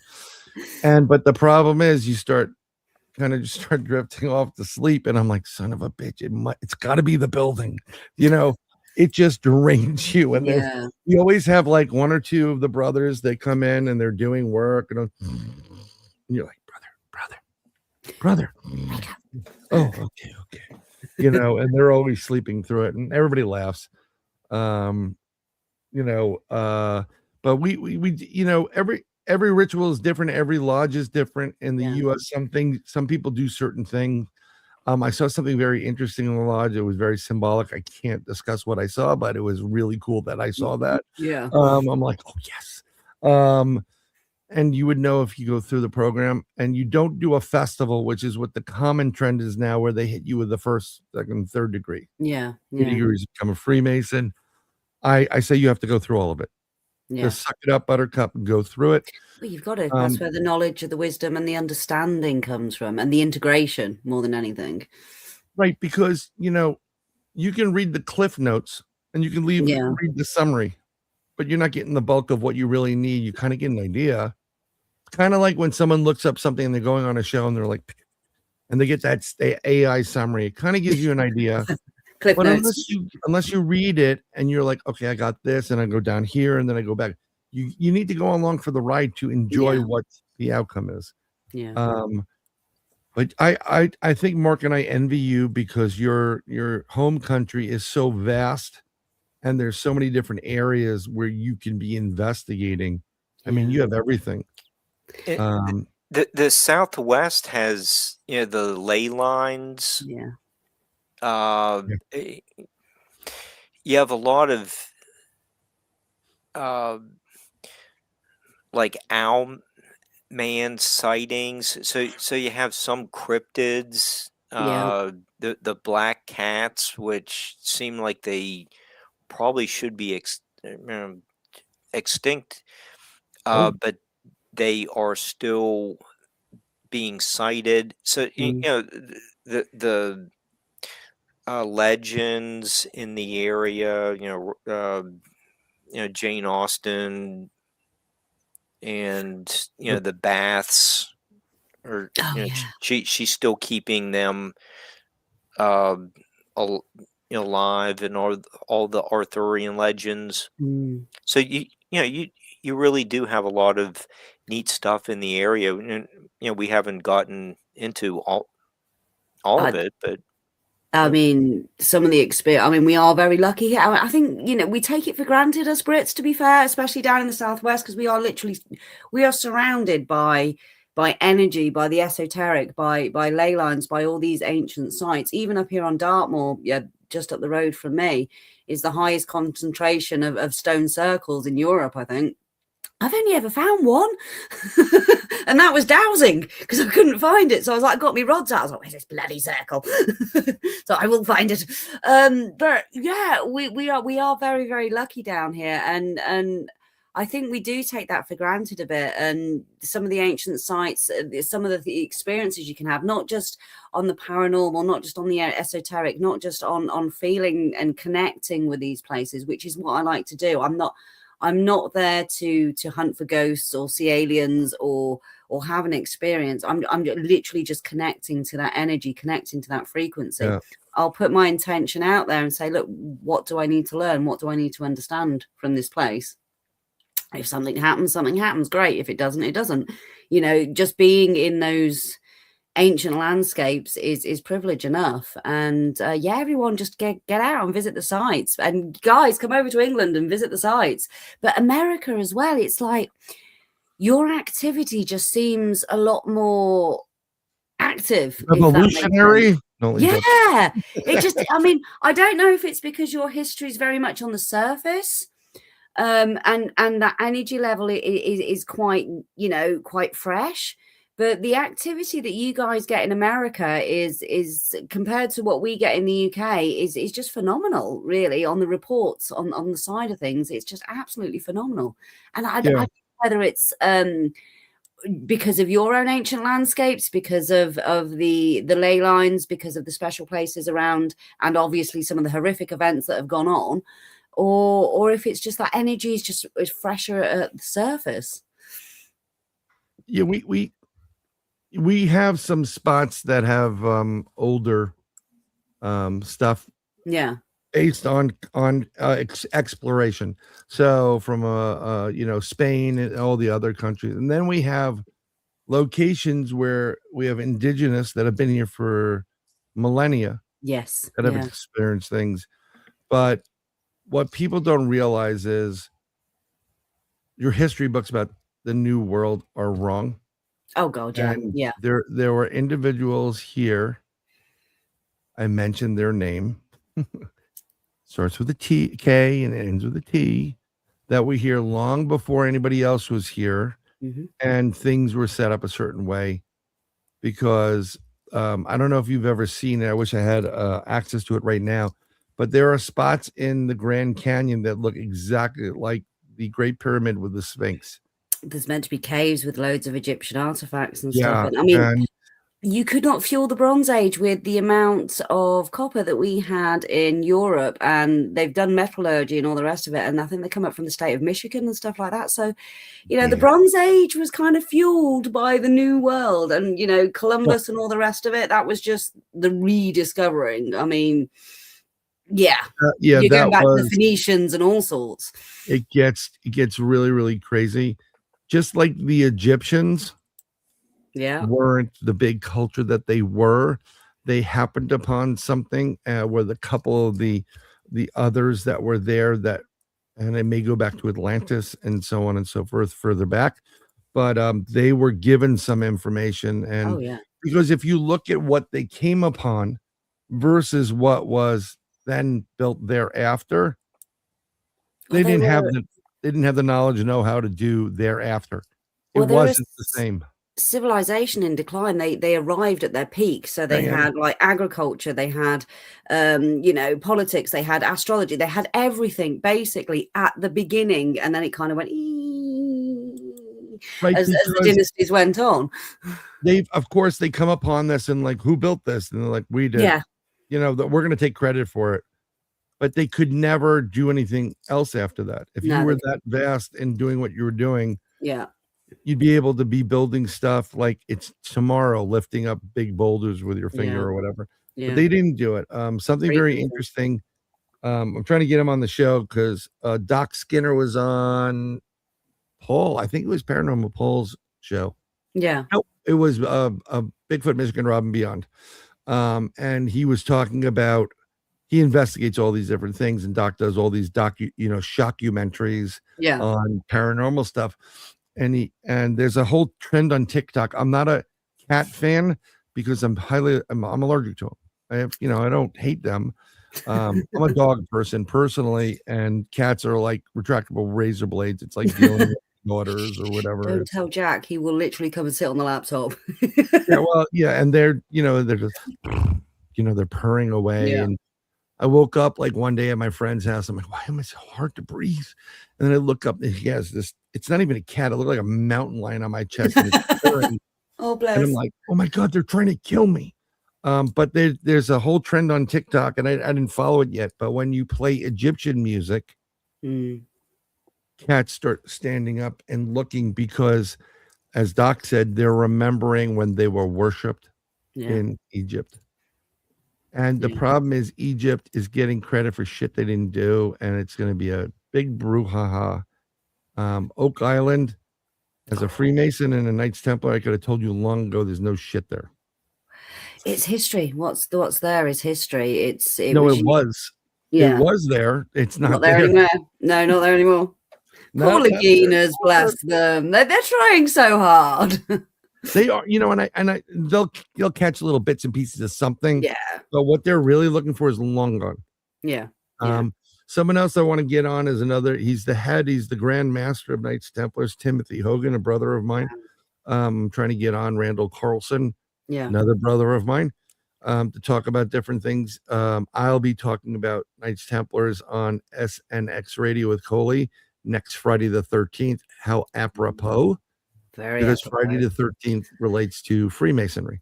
It was white bad luck, basically, is because that's when the order went out by the French king to dissolution and putting it in a nice way. On that day, Jacques de Molay, the Grand Master of Masonry, was roasted at the spit alive. Yeah. Nice way to go.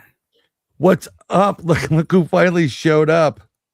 He was probably getting all these videos, David. Hey, David. We're getting close to the end. We only got like 9 minutes left. And I don't want to keep her here because it's not like us, Dave, where it's like whatever. I'm 4:59, so we're close.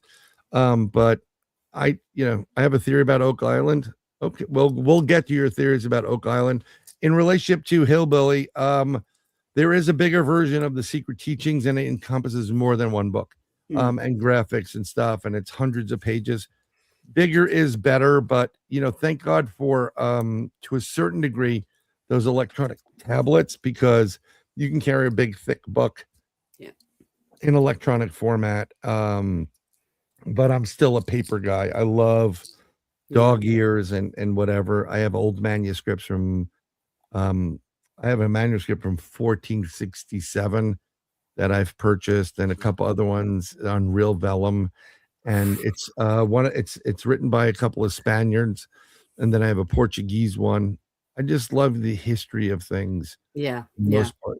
Yeah. But I'm going to ask you to come back on, I'd if you love don't to. mind.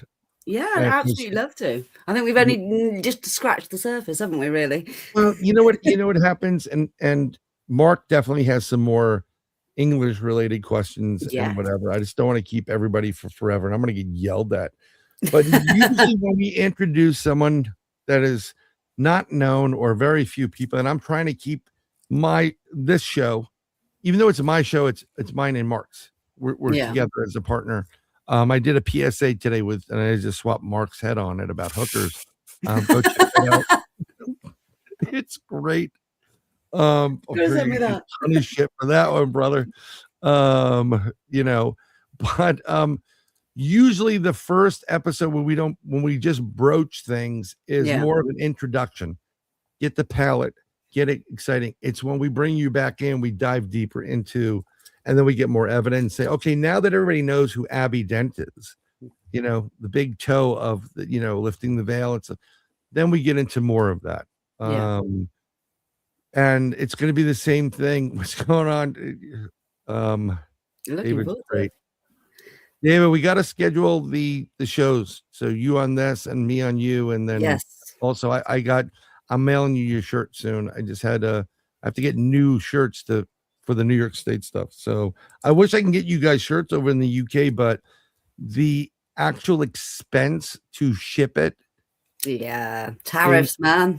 it ain't worth. No. Yeah, it's tariffs, man. It's a pain at the minute. Well, if somebody comes over again in summer, I'll be at Gettysburg this year. Hopefully, Mark will show up. Yeah, I would like him to show up if he can show up at Gettysburg. If someone comes over without me this year, he's going to be abducted by aliens. Lose his scrotum. Dear Andy. He's going to talk a little bit higher now. Kind of like when Tommy gets in trouble, his wife's like grabs him by the whatever. Yeah, meeting up with Tommy and Andy on the 20th of this month, and we're gonna then we're going to a premiere of My Bigfoot Life, and then we're going to do a bit of investigating in the area up in the Quantocks. So looking forward to that. Yeah, I'm trying to get Paul Sinclair on. I love Paul. Paul's a good friend of mine. I'm going to be on Bob Brown's show on the 25th at 3-ish. Wow. Bob's great. Bob is so he's good. The fact, what I love the most is because I think Bob lives above Paul in his apartment or whatever it is. Yeah. When those two go out, Paul takes the piss out of freaking Bob all the time. Yeah, we had Bob on the week after we had you on. So I got to meet Bob then. He was lovely. Love Bob, and Paul is one of my favorite people on the planet. But when they go out to Bempton and whatever, and they're on the cliffs, and you'll see some like, "What's up, Bob? Bob, I shine. And it's like, what the, Bob is just so jumpy. It is hysterical, but see that. Yeah, Laura, we're going to work on getting you on too. We're talking booking, and Mark and I are working on some stuff. That's why we're trying to do some of these special dates, because we have the calendars for Wednesday, but we're trying to do these 3:00 gigs. It allows the UK and Europe and others to come in and be guests on as well without killing them on time. Trust me, it sucks. I mean, the worst is going to be, I have somebody from Australia that wants to come on, and I'm like, yeah, you're fine, but that's a time thing. It's like 16 hours. Yeah, and it's all like when it's 4:00 our time, it's like 4 a.m. their time, and it's just weird. Like the ideal time is 8:00 our time, or I think it's 8:00 our time is really 8 a.m. their time, so that's more doable. Yeah, but it's weird, and we'll figure out with some of the people. Yeah, Bob is freaking awesome. I can't thank you enough for coming on. I know it was like really, really quick, and I appreciate you dropping in. But Lifting the Veil coming soon. It's on SoundCloud right now. Abby's going to send me some links. Yeah. And I will share her stuff into the description, and then I'm going to put up I think on the channel what I'm going to do now is extra links for friends and family. Abbie Dent's links, and then boom, boom, boom, and just add to it as a running gesture.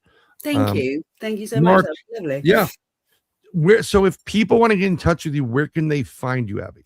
They can find me on Lifting the Veil podcast on Instagram, through Alienate UK, obviously, and also Haunted Devon, and at Soundart Radio as well. That's where I broadcast from. So need to get into podcasting as well as radio. I think it's about time.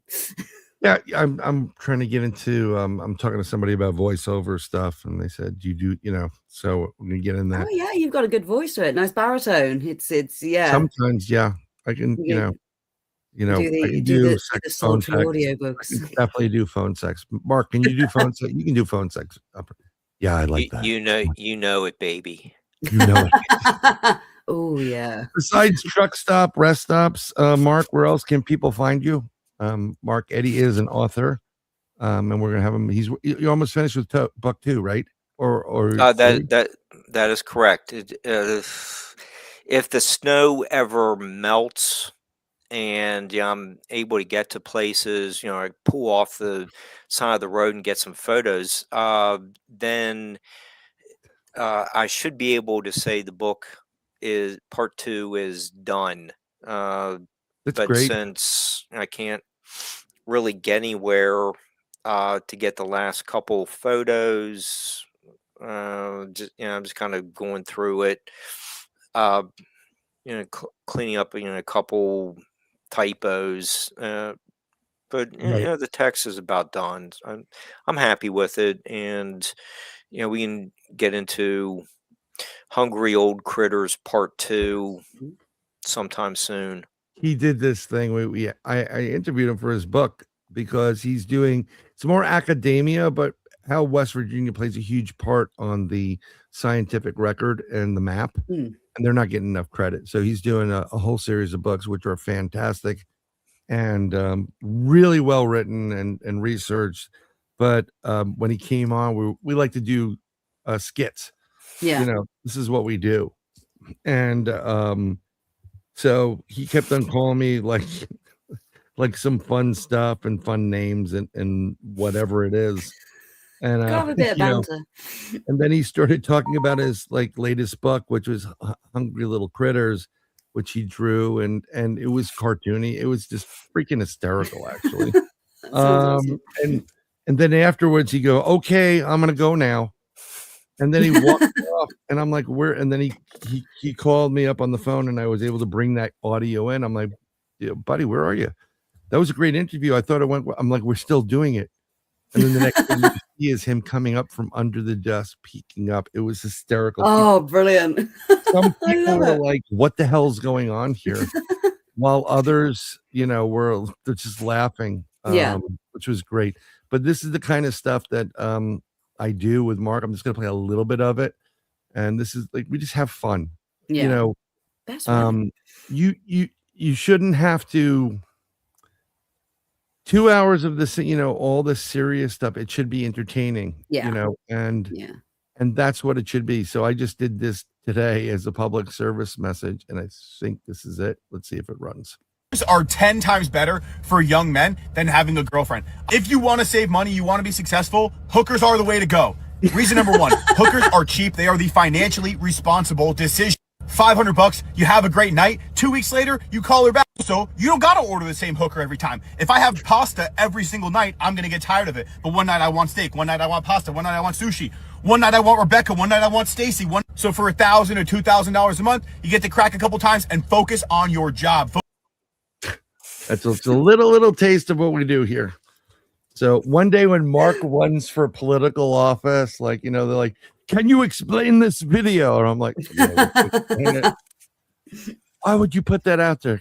Because it's funny. Yeah, it's stuff like this that I'll never be employed as a teacher. So you are going to be employed as a teacher when you're not selling sex. You're just saying "Hey, I haven't used a hooker, but cheaper than a girlfriend."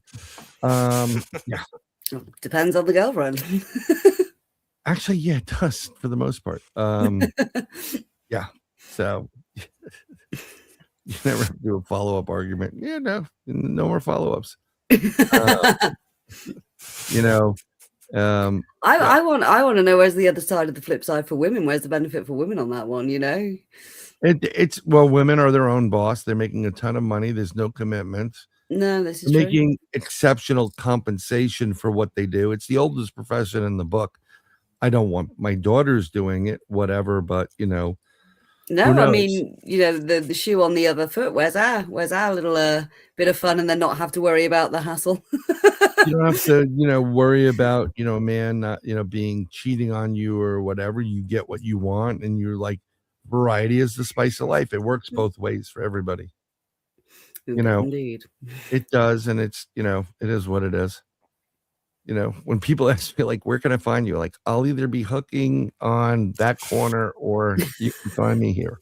You know, but this is what we do. I really do appreciate you coming on. We do our song, and if it wasn't for you and Alienate UK and Down the Rabbit Hole, and Nicole, who has to deal with Andy, and yourself and Mark, Eddy, and myself, and everybody in this chat, thank you very much for joining us for this special 3 p.m. to 5 p.m. We're going a little bit longer than we normally do, but we'll definitely have Abbie back on the broadcast, and I look forward to hanging with you guys. And if you ever want us on your show, oh, definitely, please just reach out and we'll figure it out. And most definitely.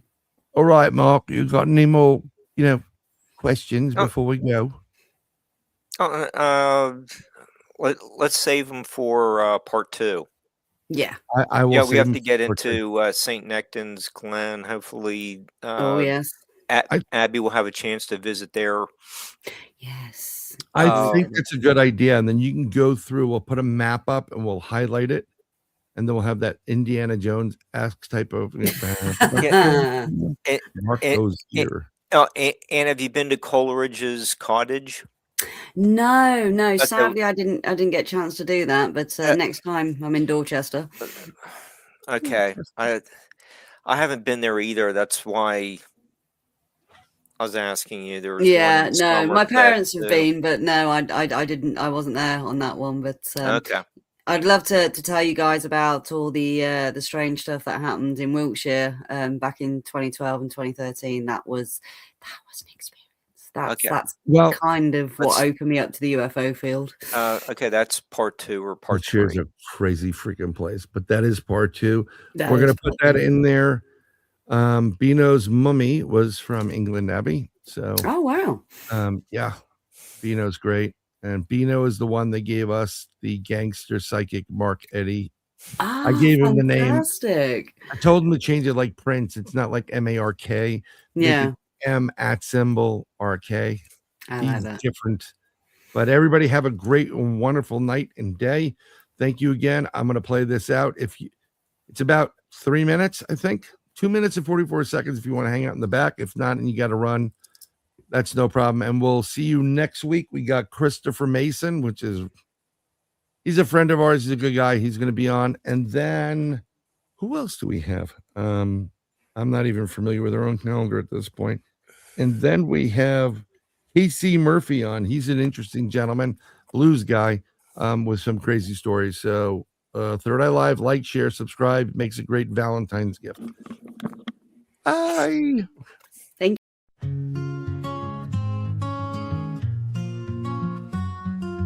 you. It's always been you. God showed me you. I have been searching decades for you. I found you, I lost you. My heart is broken without you. My soul aches for you. I need you, I want you.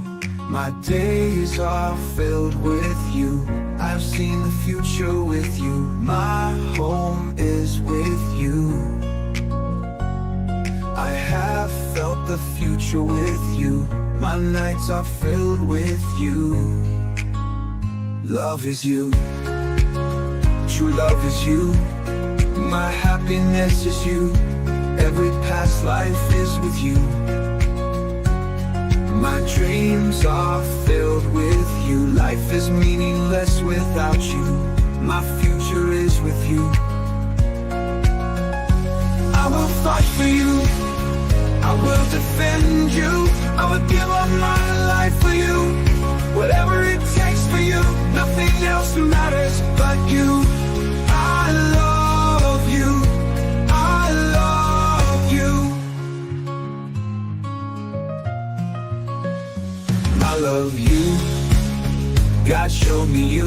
I have been searching decades for you. I found you, I lost you. My heart is broken without you. My soul aches for you. I need you, I want you. My days are filled with you. I have seen the future with you. My home is with you. I have felt the future with you. My nights are filled with you. Love is you, true love is you. Love is you, true love is you. My happiness is you. Every past life is with you. My dreams are filled with you. Life is meaningless without you. My future is with you. I will fight for you. I will defend you. I would give up my life for you. Whatever it takes for you. Nothing else matters but you. I love you. I love you. Life is meaningless without you. My future is with you.